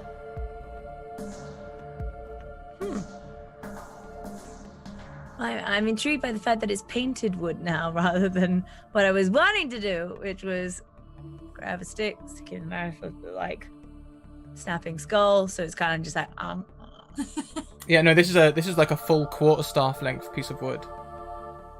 But that's not gonna work for my plans, is it? It's important to note it's painted white and really stands out against the charred background. Could be there's something Okay. special about this stick. all right, then Suri's gonna pick up this stick. Excellent. She's gonna run and pick up the stick. You feel a wave come over you. I'll send you a message in private chat. Otherwise, course. you may act as normal. Oh, okay. And she's going to whack the skull with the stick. You may use quarterstaff damage. Sweet. All right.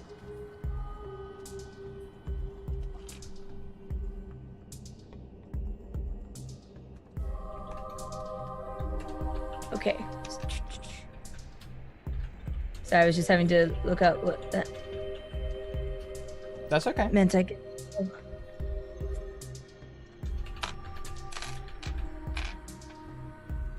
Yay, suddenly internet being slow out of nowhere.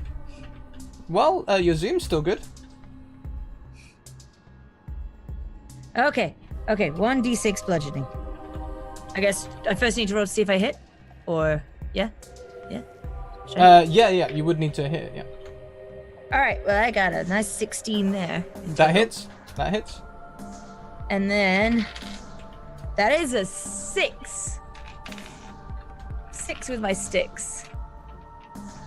So you do 6 points of damage to the skull, and it too begins to crack.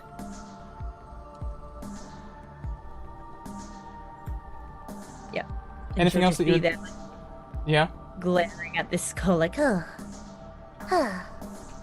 Maybe you take a moment for a bit of self-reflection as you hold the stick, as you feel this strange feeling come over you as Scrap presses send. You know, like that moment in the Black Cauldron when he picks up the sword for the first time and he starts like swinging it around. That's basically how I imagine Suri at this point with this stick. Like,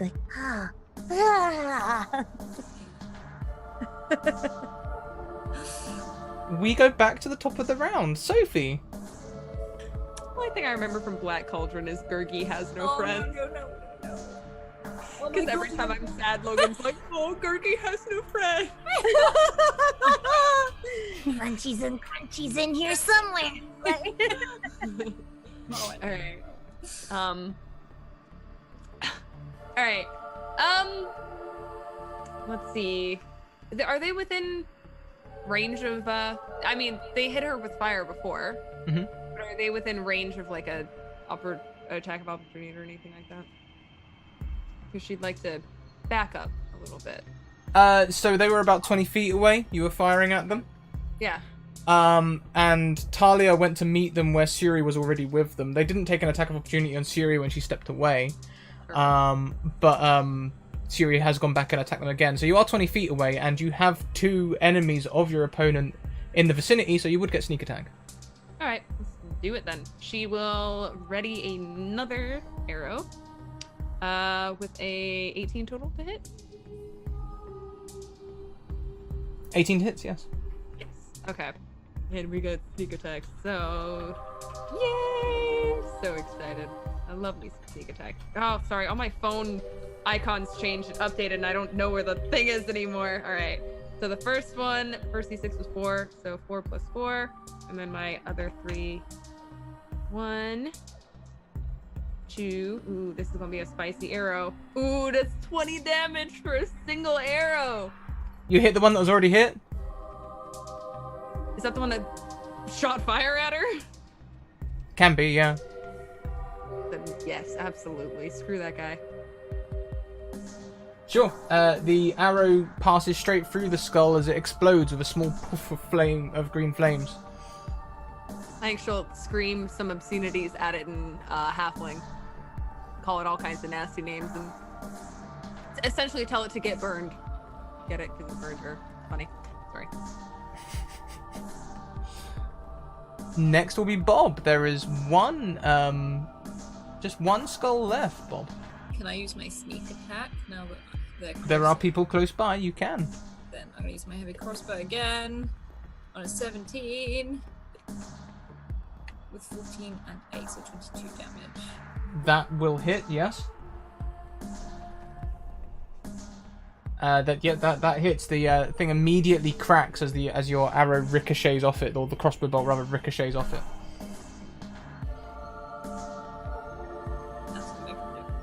That's all you can do.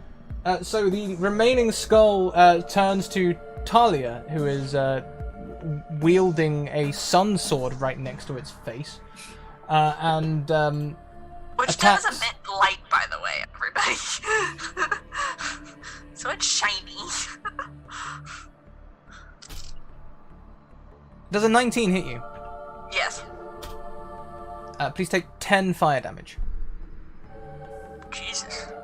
Okay. And then it hands over to your turn. And she's a smack it back. That hits. 18. How does this look with the last skull? I think it really does look like I imagine these skulls are not super big, and this sun sword is. So she baseball bat and I imagine it actually kind of flies back and then poofs. Yeah. So it explodes against the far end of the hall, now charring the other end. Not nearly so much as the southern end of the corridor is covered, but it does indeed leave some soot there. And then I think Talia's gonna look at Suri and look at this giant white stick she picked up. I think it's just a stick.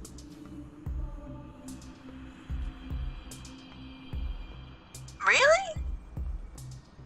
Somebody Yeah, put that but- much care into their standard quarterstaff? Why is it that Well, color? I tell you what though. I have a little thinking. I've been thinking a little bit. You know, every now and then I do some thinking. And I've been thinking, who's gonna run this place once Strahd is dead? What are you saying, Suri? I'm just saying that maybe I should take on the job. Of Strahd? What?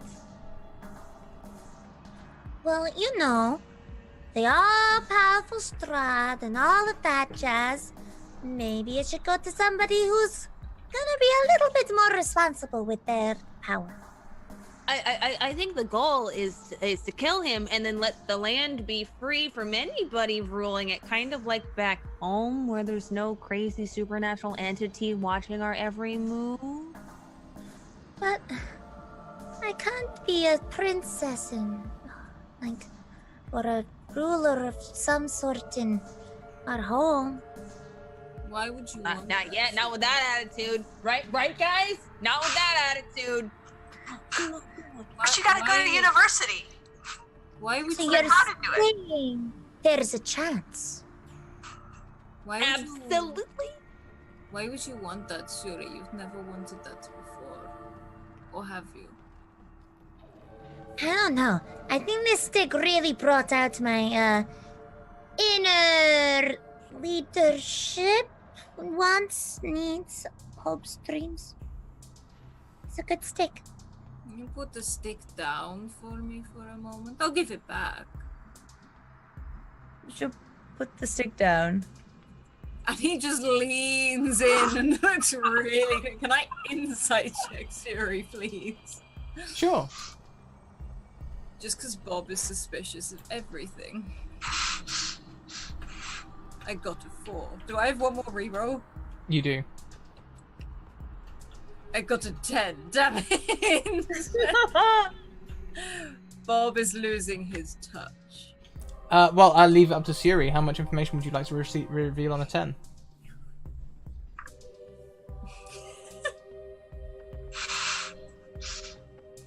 Yeah, I'll reveal. Or Wait, is that what you were asking? Yes. Yeah. Right. How much would you like to reveal? Yeah. You on a 10. What do you think Bob gets a read on you? Ever since Suri picked up that stick, suddenly she seems to be wanting a bit more power than she's ever been looking for. Ever. Why do you like this stick, Suri?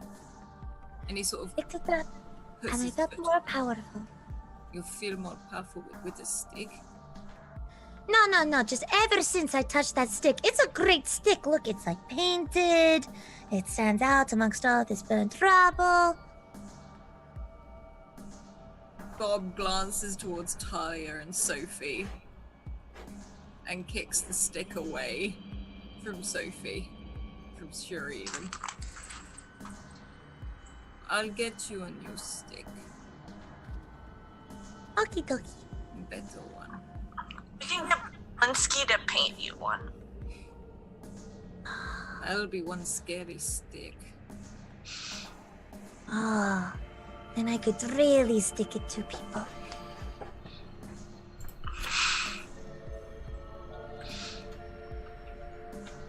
Well, whoops! I just put way too much in the tomb because I mistyped. As you are standing in this corridor, there are 3 arrow slits on the right. Almost directly opposite them are 3 doors, all singular doors, and at the end of the corridor there is a double door.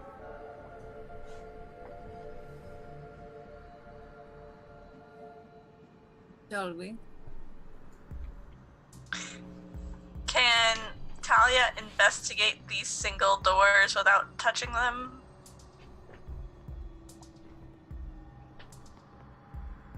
Sure.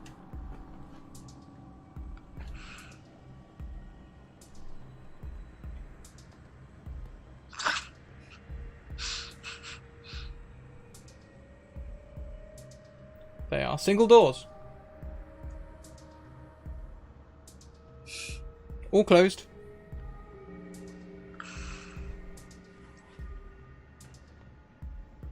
So what'd you figure out about the architecture of the door, Talia? That it's a door. Although having those slits behind us makes me nervous. That there's, you know. But, I mean, it looks like a door. Or doors. Yes, but we were told there was magic here. I don't even trust doors anymore, let alone sticks. Well, we could dig under it somehow. Well, somebody else could take a look. Hang on, I got this. I mean, last time I tried to check a door, I got poisoned, so... Yeah, Bob's rolling up his he doesn't have sleeves. He's just like pushing up his fur and walking over to the door. I would like to... What would you like me to roll for this? What is it exactly you're trying to do? I'm trying to check this door for traps or anything. It would also be a investigation. Okay. Oh god, this is like one of his worst things. Oh, actually, I could let you roll survival as well. I got a 19. A 19. On a 19, this is a single door.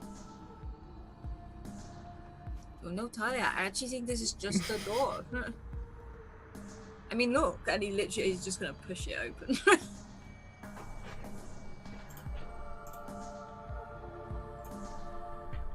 See? Normal door. Which one? There's 3 of them, right? He's probably at the middle one, or whichever one you went and checked. Probably would have went to whichever one was closest to us. Mm.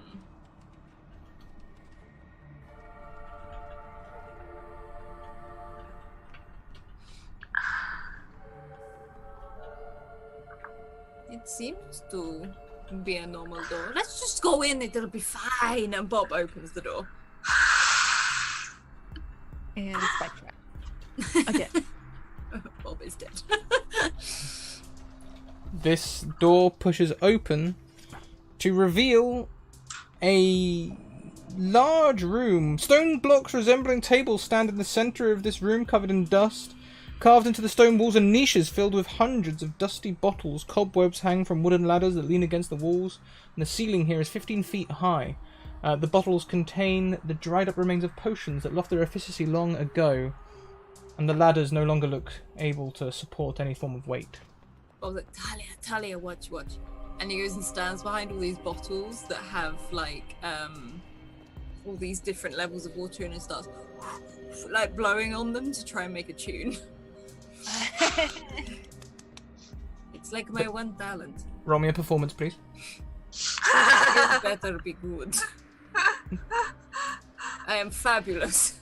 Yeah, they actually hold a tune on these bottles somehow.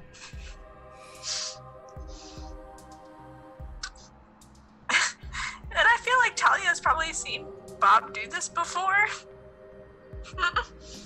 Probably like seen him like in the kitchen or something like that when he didn't think you were looking. And he's found some bottles and filled them up. And because of that, she like won't acknowledge, like she's not, like she's listening and maybe even like bobbing her head along, but like is not like acknowledging that Bob is the one making these sounds. It's like a deer, right? You have to coax it out carefully. No sudden movements. Need you like There is another door, which you will see as you walk further into the room on the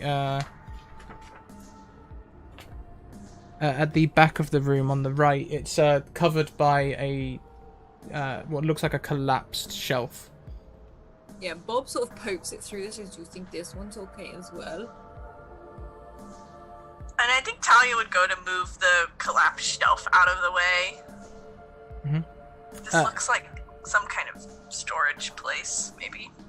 You know, it's really nice that we have you guys here because I don't think we could lift any of this shit. Can you use any of the bottles?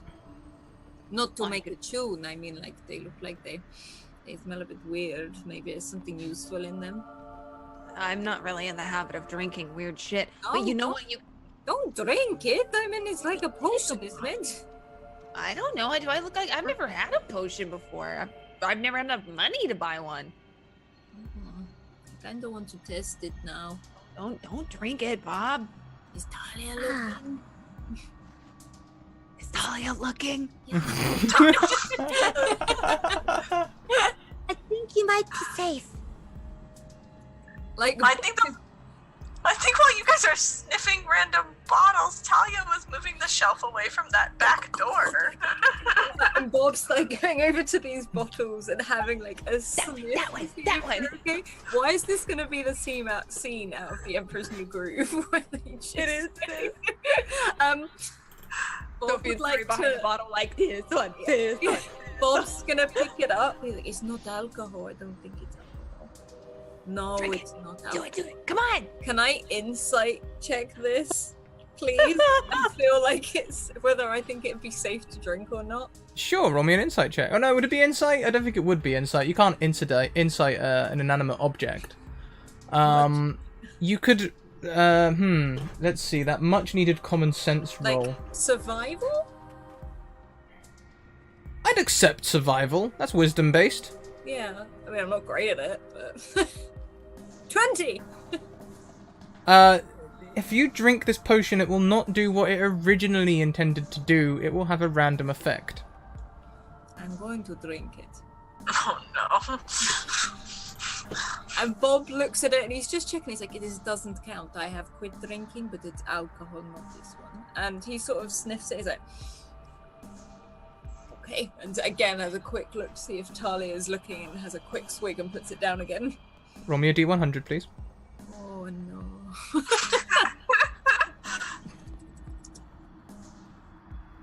95?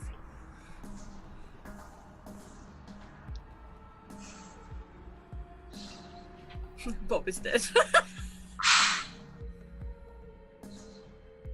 I don't like that face. I don't like how long it's taking him. The potion looks violet and has the texture of ice chunks. It feels like crushed ice as you drink it, as it slides into your mouth. Slushy.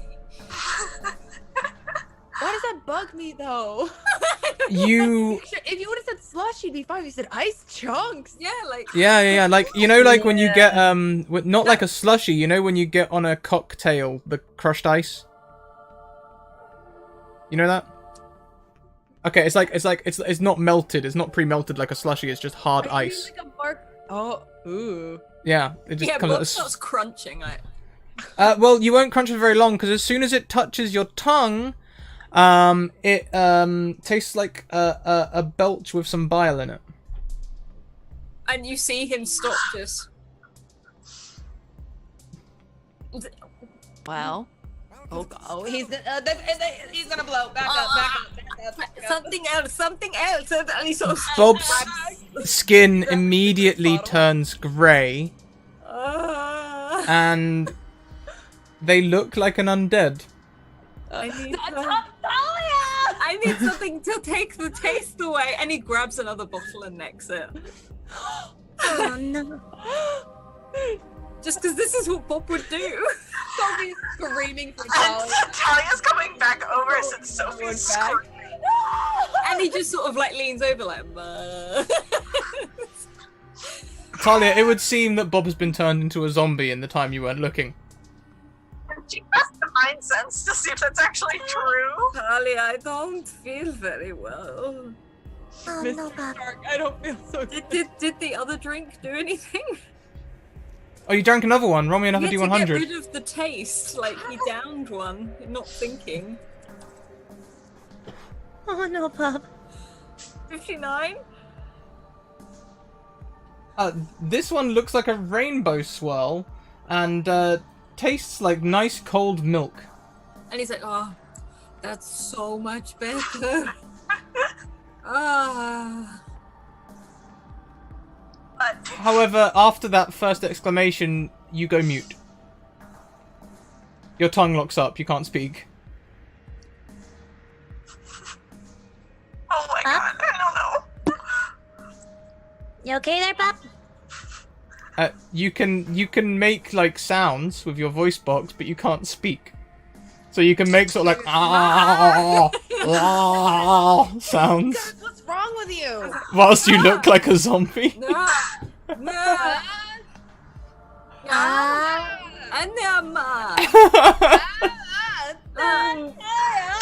freaking out.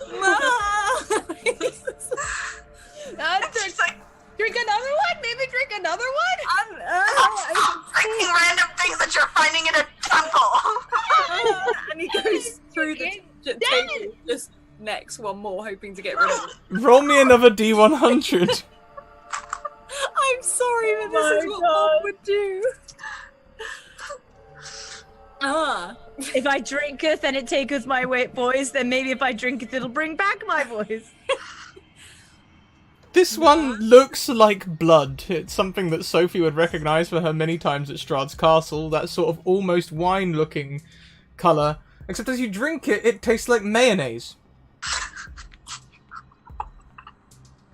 And you immediately sprout hair all over your body as your hair has rapid growth. Like, if you're if you're in tabaxi form, you go from like short fur. You become a big floofy cat. I've forgotten what they're called, but you become one of those. Oh my gosh, A Maine Coon. Yes, you become a Maine Coon. I'm just like, it's like for saying that. You've become a grey mute Maine Coon zombie. I mean,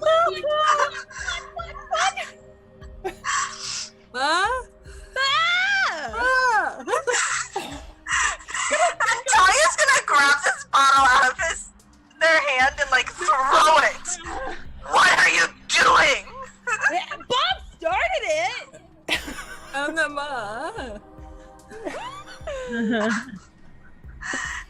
He looks like he's being told off, like, really.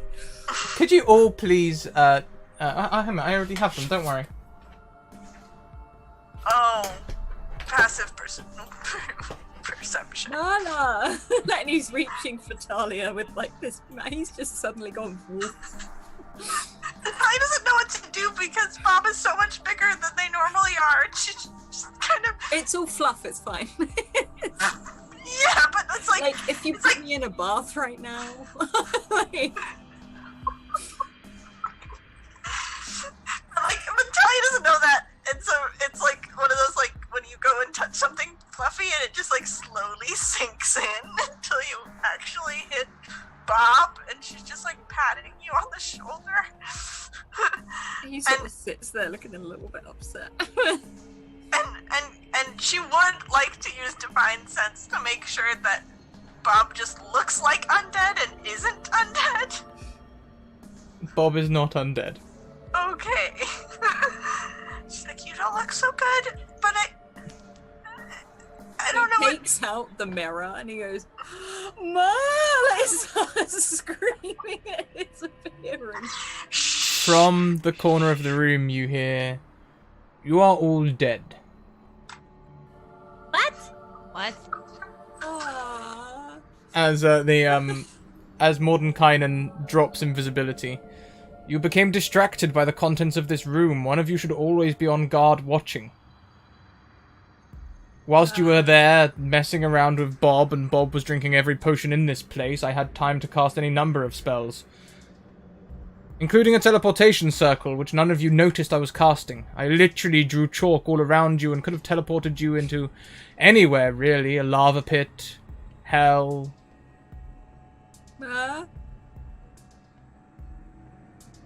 For God's sake, just waves a hand. I don't care if he's got the spell or not. He casts restoration on you. And he sort of just like, "Oh, thank God, that was terrible. Did you see how fluffy I was?" You know, the fluff kind of suits you. The dead thing and the, like, voice thing, not so much. I prefer an eloquent Bob. And he pulls, like, out the mirror again. He's like, "Oh. I'm sorry. Did I make us fail?" You have not failed. You've just fallen. That's why we are training. Carry on. You're not hurt. And he disappears.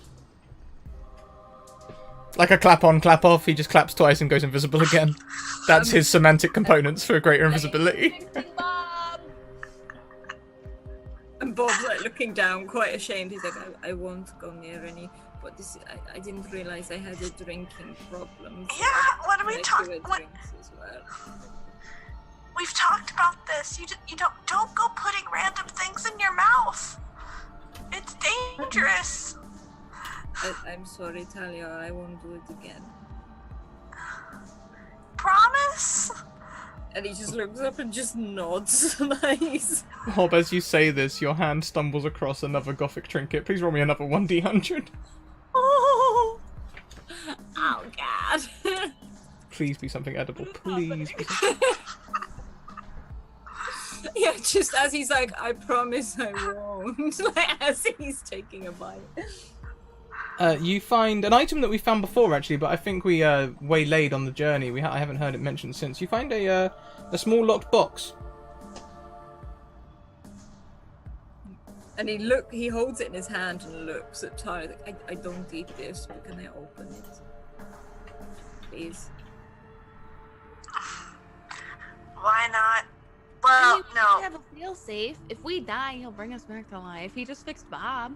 Totally cool. We're like invulnerable here. I would like to open the box. Can we just...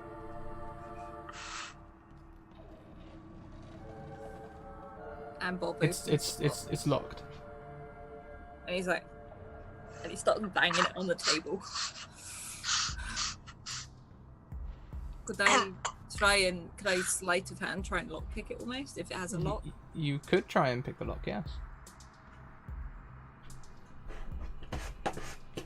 17. 17 is pretty good. 1 second.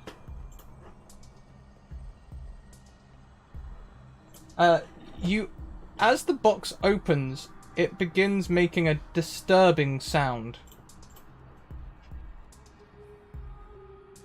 And he sort of lifts it open. A small ballerina floats upwards and starts to rotate very loudly. It's pretty, look. And Talia just gonna slam the lid of the box shut. I was It watching continues to play. Oh no! Break it, crush it. No, nothing in Barovia. I don't Wait, like what? any What? music in this place. It's I not just- good. I just looked at the pretty dancer. Soon, it is followed by the screams of the dead. No, and Bob just stamps on it. Can we smash it? You can try to smash it. Bob is gonna stamp on it. What is that? Is that like an athletics or Yeah, athletics. I'll take athletics. 12? You begin to break it, but it continues to spin, Yeah, he's playing its just little tune. stamping over and over again on this. 23. You smash it to smithereens, and it sort of feebly carries on for a second, and then smashes. Okay, we are not gonna touch any boxes, or any weird colored liquids, or any weird colored sticks, until we give them a good look. I'm sorry. And we need to take turns making sure that we're aware of our surroundings. I wish I was the leader here.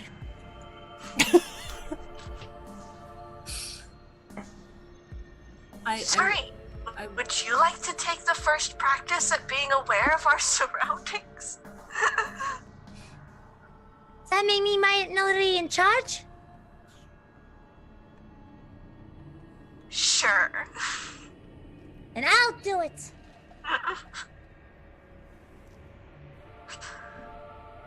And she'll immediately just start looking around and taking it way too seriously. And Bob just puts his hands in his pockets and refuses to touch anything. I don't know why you're putting these ideas in her head. Because somebody needed to keep watch, and now she's dedicated to it. Yeah, just you waiting for the aftermath though. That'll be fun, and you're gonna have to deal with it. Well, let's just focus on the whole staying alive thing, and we'll deal with that thing afterwards. One problem at a time. I couldn't agree more. I'm just letting you know what your future holds. I appreciate the heads up. You seem tense, Talia. You a little tense. She's not saying it in a condescending way. Like, she genuinely cares. She's just too stupid to realize that everyone is stressing you out. Like Bob's. Sophie, I don't think I've relaxed since we got here. Fair enough. I'm just trying to keep everyone to keep weird things out of their mouths.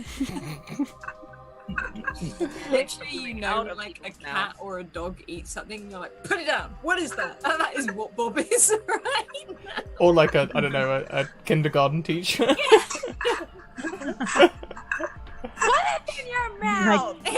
This is why we get the non-toxic glue. Like, This is actually all Bob and Siri have done the last 3 episodes. At least Yuri was spitting things up. Yeah. So, the room was revealed though. Talia, you did remove the box, and you can see it actually was originally a secret door, but it's long since stopped working and hangs slightly ajar. Hence, you could see it so easily. Oh, cool. She's gonna open the secret door. Cautiously, slowly, attempting to do it quietly. Ahead of you, you can see a large wall with a mechanism about 7 feet high in the air in the wall.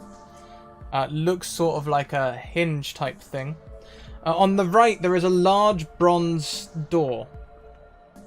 And on the left, there are stairs which lead up and then 90-degree angle to the left.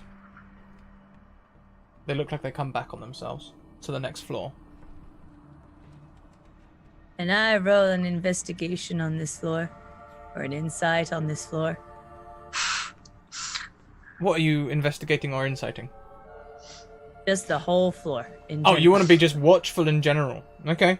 Yeah, yeah. I would take perception, as you are actively perceiving what's going on with the floor. Okay.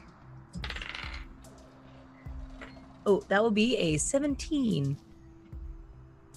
On the stairs, and as far as you can hear on the floor above, there are no creatures. Okay, there are no creatures in this area. Bob walks behind you like, I'm not touching anything. And Talia would like to investigate this mechanism on the wall. Sure.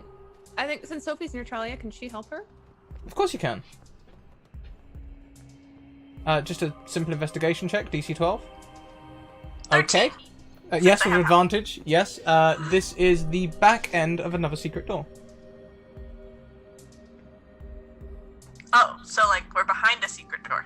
Yeah. If you close the secret door behind you, you can see a similar mechanism on this one. Oh. I wonder why you'd have two secret entrances to a staircase. Do we go up? I mean, we're just kind of wandering around, right? No, exactly. So, every direction we've gone in Barovia has been bad. So why not? Let's just go upstairs. Go back I feel like up is better than down, at least. the way. And Talia will lead the way up the stairs. Okay. Heading up the stairs reveals another floor. Glistening amber coats the walls and ceiling of this enormous hall-like sculpted honey. The dust covers the black marble floor. The vaulted ceiling is 25 feet high. Set into the walls at a height of 5 feet are amber ledges lined with life-sized alabaster statues of cats, frogs, hawks, owls, ravens, snakes, toads, and weasels. Many of the statues have fallen off their perches and lie shattered on the floor. An amber door in the far wall stands open, and 4 other amber doors stand closed. I won't touch them. There is also a wide passageway. So you've got 3 doors on the wall against the staircase that you've just come up on the left. The staircase leads to another wall which goes 90 degrees out. There is a closed door there. At the far end there is the open door I mentioned. And in the center of the hall, facing inwards, there is a pathway into a large area.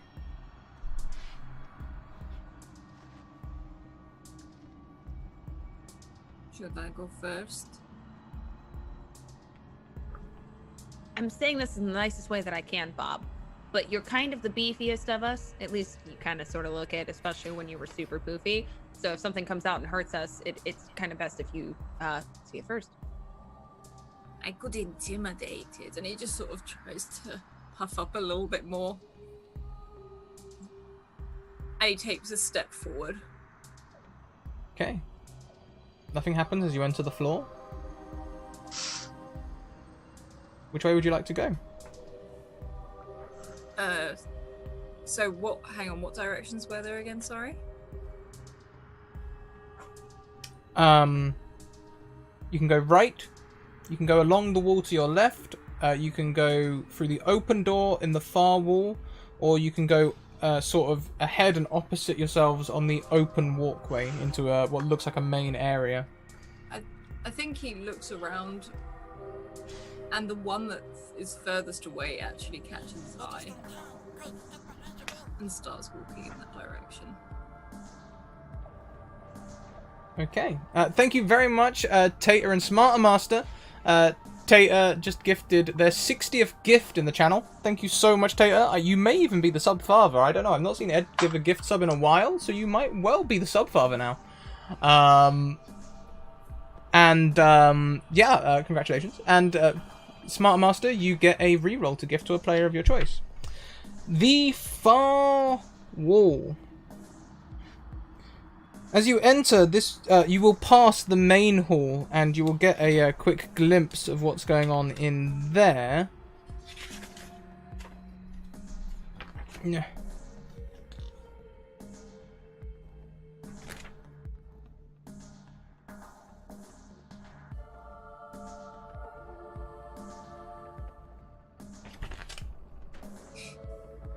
Oh, yep. Ah, that's why. My mistake. These stairs went down, not up. They went down to another floor. Slight modification, otherwise still makes sense. I was wondering why there were arrow slits below the floor. It's actually on... You went down, I would not like up. to add then, going downstairs, I think is a little bit creepier. So maybe Sophie's a little bit more creeped out and she'll grab onto Bob's tail like baby elephant mode. Yeah. Like, crap. And Bob Last time we went downstairs in a creepy place, we ended up attacked by shambling mounds. Then Bob will sneak down and literally poke his head round the corridor. You will see 4 black marble columns that support the vaulted ceiling of the temple, at one end of which stands a 40-foot tall statue of a cowled figure in flowing robes. The statue's stony hands are outstretched as if in the midst of casting a spell. Its face is void of utter blackness. The ominous statue stands between 2 black marble balconies, one of which has partially collapsed and fallen on the temple's black marble floor in front of an open doorway. The walls of the temple are sheathed in amber, and the doors leading from it are made of amber as well. Arched hallways coated with amber lead away from the temple. One is the one that you are looking through, and the other one is on the opposite side. Flanking these exits are alcoves that hold white marble statues of robed human wizards, with pointed hats and golden staffs. One of them has toppled over and lies shattered on the floor. Would you like to venture in or carry on your original destination? There's a lot of wizardy looking stuff this way, and isn't that what we're supposed to be learning? I mean, those potions were pretty wizardy and you drank all those, so... But I'm still alive. I'm just worried that this is all a trick to lead us in the wrong direction from our original intention. Oh, I don't know where we're going. Well, what do You had no idea. Well, as the natural leader in this group, I definitely think that we should continue in our normal direction. Well, Talia did appoint you the leader, so I will listen. And he walks in the original direction. Sophie's just like, oh, she's gonna give a thing at Talia, like, don't you? Keep walking. Feels good, man.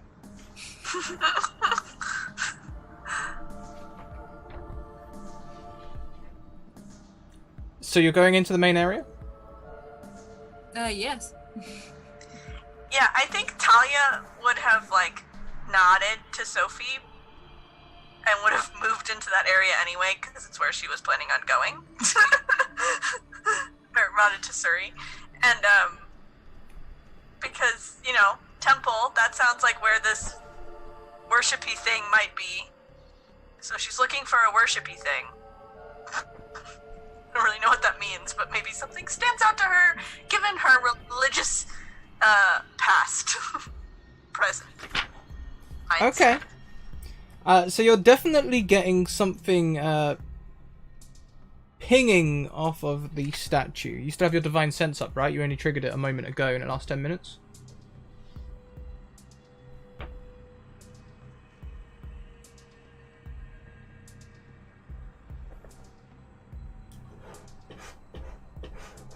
It does not indicate a time. It just says within 60 feet. Huh. So I think... But given that we're in a temple, and we're looking for temple-y things, and it's behind secret doors, she would probably use it again. I would say it takes 10 minutes anyway. Just for the lols. So you can carry on as though you do have it.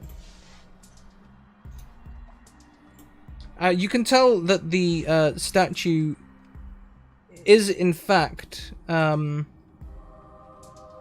possessed in some way. You're not sure the original nature of the creature, but there is something controlling the statue. In the statue? In fact, I'll go so far as to tell you it's a fiend. I think Talia would, like, put her arm out in car stop style. Well, Bob was out in front, so probably Bob. And just say that we're not alone here.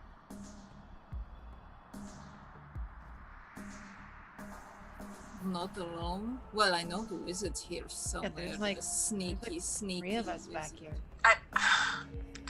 I mean, there is something in here that isn't one of us. It is fiendish, and it is that a statue might attack us if we go too much farther. Or talk to us. TBD. So don't go near it at all. I think I would give it a wide berth. Okay, I won't touch it. I promised.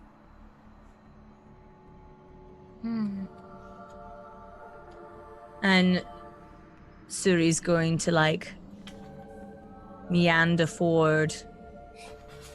But she's gonna cast dancing lights so that she can see clearly ahead of where we go.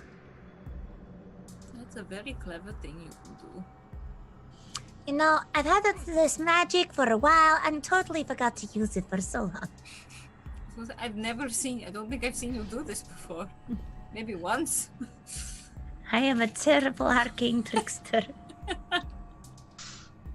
No, you're doing pretty good. That's because I am a leader and we need to go forward. No matter the scary consequences, I shall prevail. And like his hand slaps down on your face like, that you are my friend, that you are. And they both sort of walk forward together if Suri walks forward. Sophie's gonna get on her tippy toes with Natalia and go, okay, you're getting worried now, right? They're in cahoots about this. Yep, this is concerning at best. She's gonna nod over to the other guy. Maybe You're on our side, they'll right? learn something. Maybe too. What? Sides? No, I'm just. I don't want to. The game, you idiot! Come on, just play along. Oh right, yeah, okay, I'll be on your side. Good. Bob, when we get home, you're getting a raise, is the bit that you'll hear. You just hear like a woohoo from As you're counting, I don't know if you should be giving out raises, Suri. It's the person who pays Bob. I don't think she should be giving out raises either.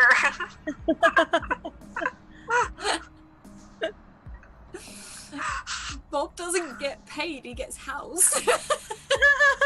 Exactly. So, is there anything in particular we would like to do towards the end of the session? Do we want to spend the rest of the session investigating the statue? Investigating one of the other rooms? Bob will go where Suri tells him. Talia appointed her leader. I would like to investigate the area, or like perception the area, to make sure that we are not about to be attacked by something. I'm taking this role very seriously. Okay. Please roll me another perception. You. That would be a 16. The statue is very big and looming.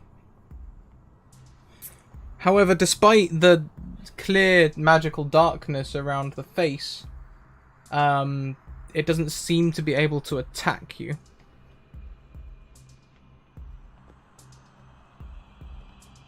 All's well at 5 p.m.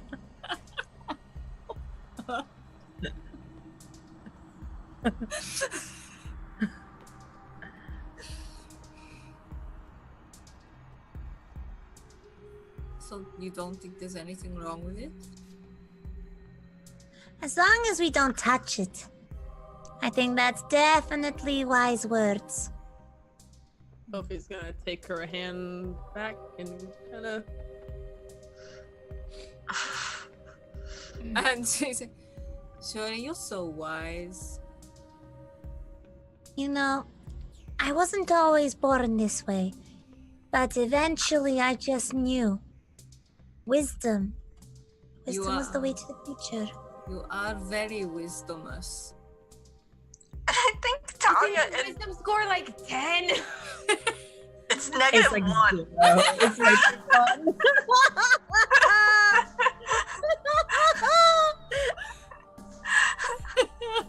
Bob follows blindly.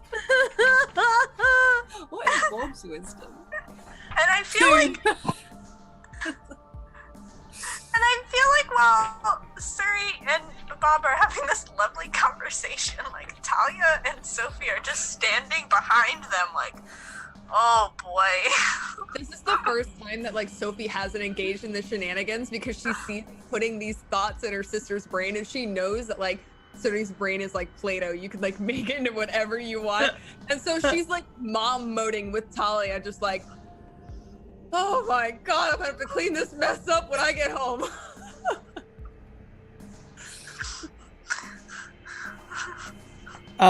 As you step out into the middle of the room, the statue begins to fire, essentially. I didn't touch it. Did you think about touching it? Because I kind of thought about touching it. You don't No, think I would've no, done I- anything, right? I I thought about it. I came real close, but I didn't do it. Talia, I swear I didn't touch it. I didn't touch it. Nope. I said it was evil. I didn't touch it. I'm just going to add this to Morton Kynan's character sheet for just a second. As, oh, that's not right. The DC save as lightning strikes the center of your group. The save will be 15. Dexterity save 15. No. Thank God.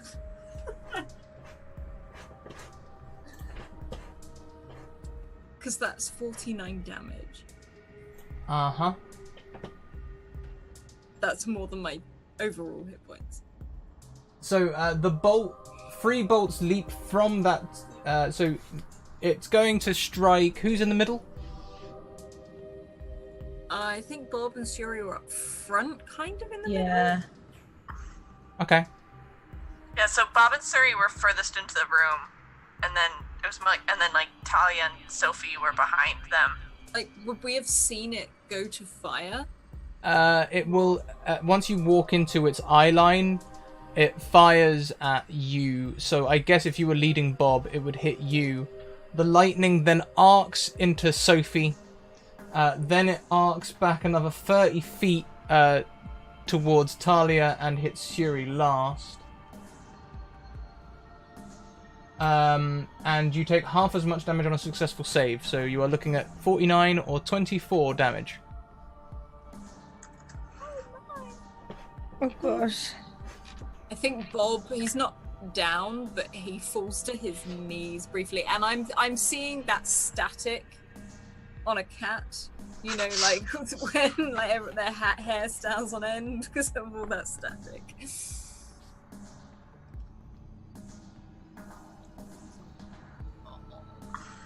Oh my! Are we all okay? How are Suri and Sophie doing? Fury is not. I rolled a 5. Wait, what was the, did you say 23? 24. Done. I'm unconscious. And so is Suri, isn't she? Yeah. Shit. Yeah, like Bob has fallen to his knees, and if he sees these two halflings, he's like, no, no, no, no, Talia. And Talia's gonna yell at Bob, grab Suri, getting out of back up to. And he grabs, like, is Sophie close to Bob as well? Or Sophie was like holding onto your tail. Oh yeah. Oh, I'm so sorry. You're why you got electrocuted. And like he's sort of laying down, and he's sort of sizzling a little bit, all puffed up, and he's just dragging them both out. I will ask Shuri especially, and Bob also, since you are level 5 rogues, to just quickly reread the uncanny dodge ability.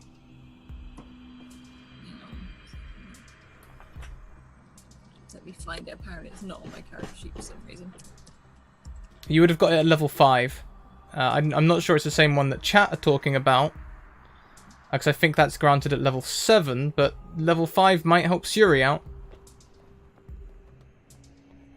Starting at 5th level, when an attacker that you can see hits you with an attack, you can use your reaction to halve the attack's damage against you. Okay, can I use my reaction to... Yes, you can, Suri. Take 12 damage. Sophie, how does that? Sophie, are you okay? No, Suri failed, so half is 24. Yeah, it's 24. So I... Suri got a 5. 5 for the save. Oh. Still down. So then me, so half of 24. I think I'm still up. Sophie, it's you're level 5 as well. Yeah. Yes, you are, because you're all level 6 and level 5. For a second, I thought we were all level 5 and level 4 still, but we leveled up. No, so 6 yes, and 5. Sophie, you can also halve down to 12. Yes. So I am not unconscious.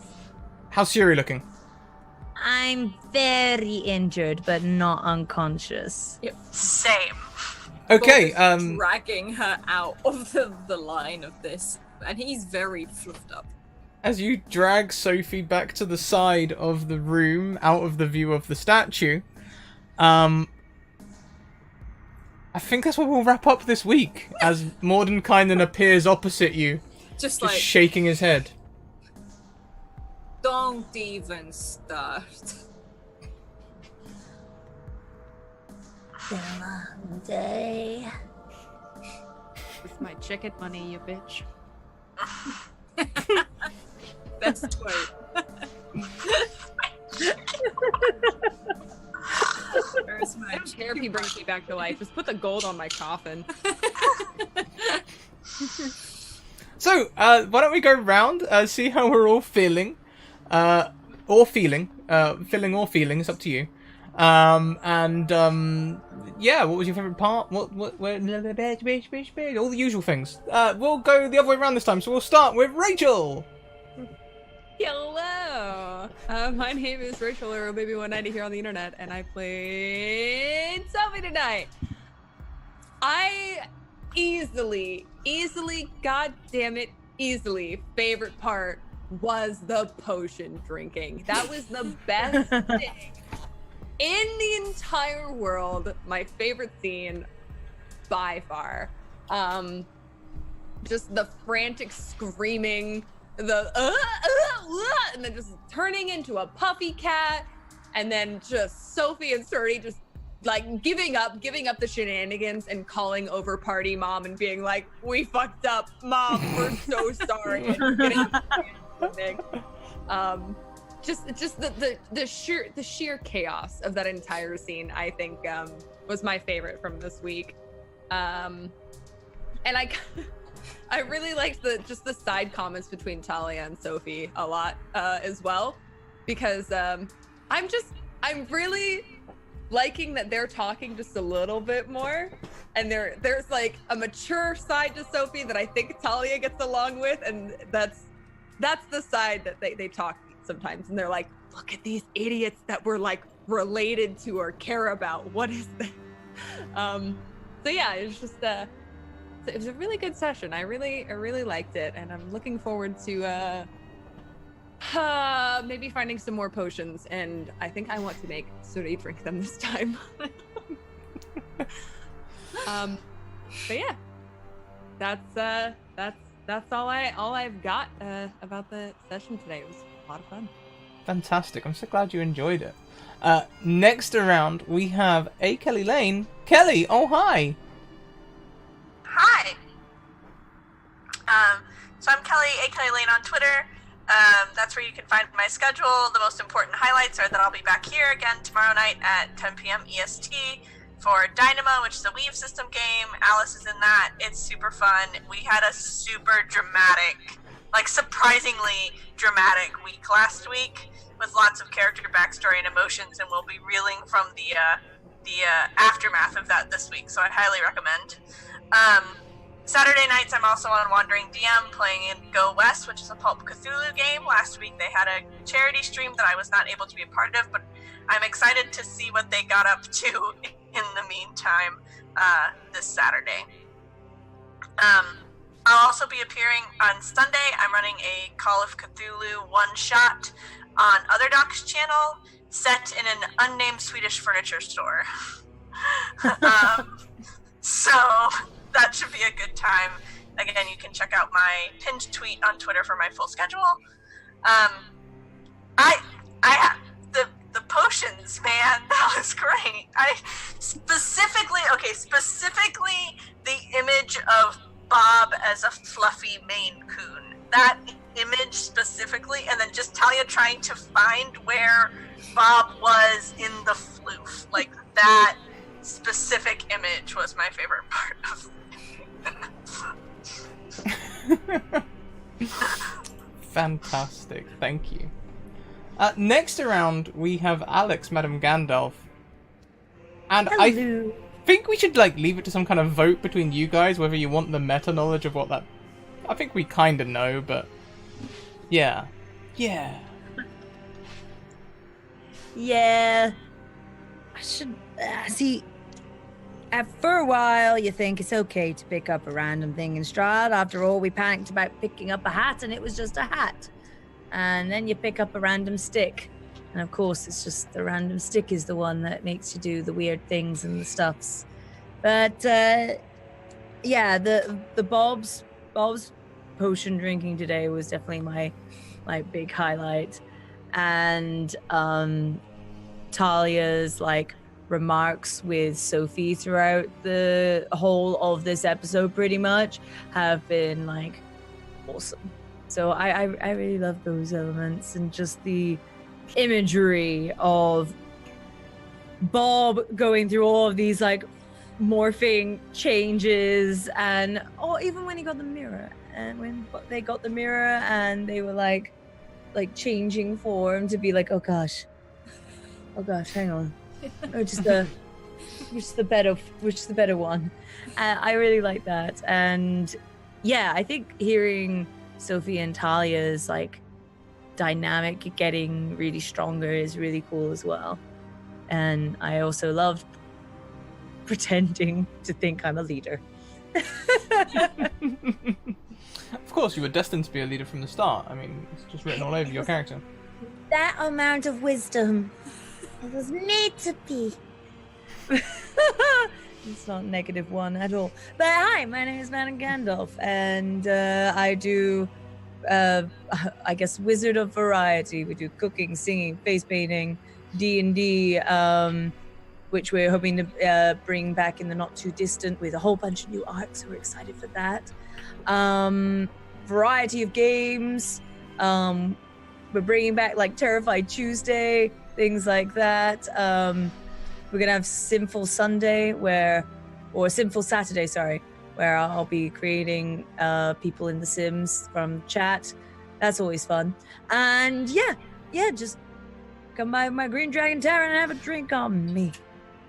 Oh, and I'm going to the Ninja Sex Party concert this weekend, so just gonna throw that in as a random fun thing. Fantastic. I'm sure you'll have a great time as well. You'll have to let us know how the ninjas do it. Lastly around, we have Alice. Oh, hi! Oh, hi! Yeah, I really love this session. Again, it's the potion drinking, I think, for me. Just the image of Sophie and Suri sort of do it, and Bob sort of... They're a bad influence in Bob in some ways, and then all of the chaos that happens, and he probably gets quite scared about it at the same time, and then knows that Talia's going to be mad and he can't hide it. And I love that Talia turns around and is just what did you do? Out of concern. I also love that Sophie and Talia, they bonded slightly. Normally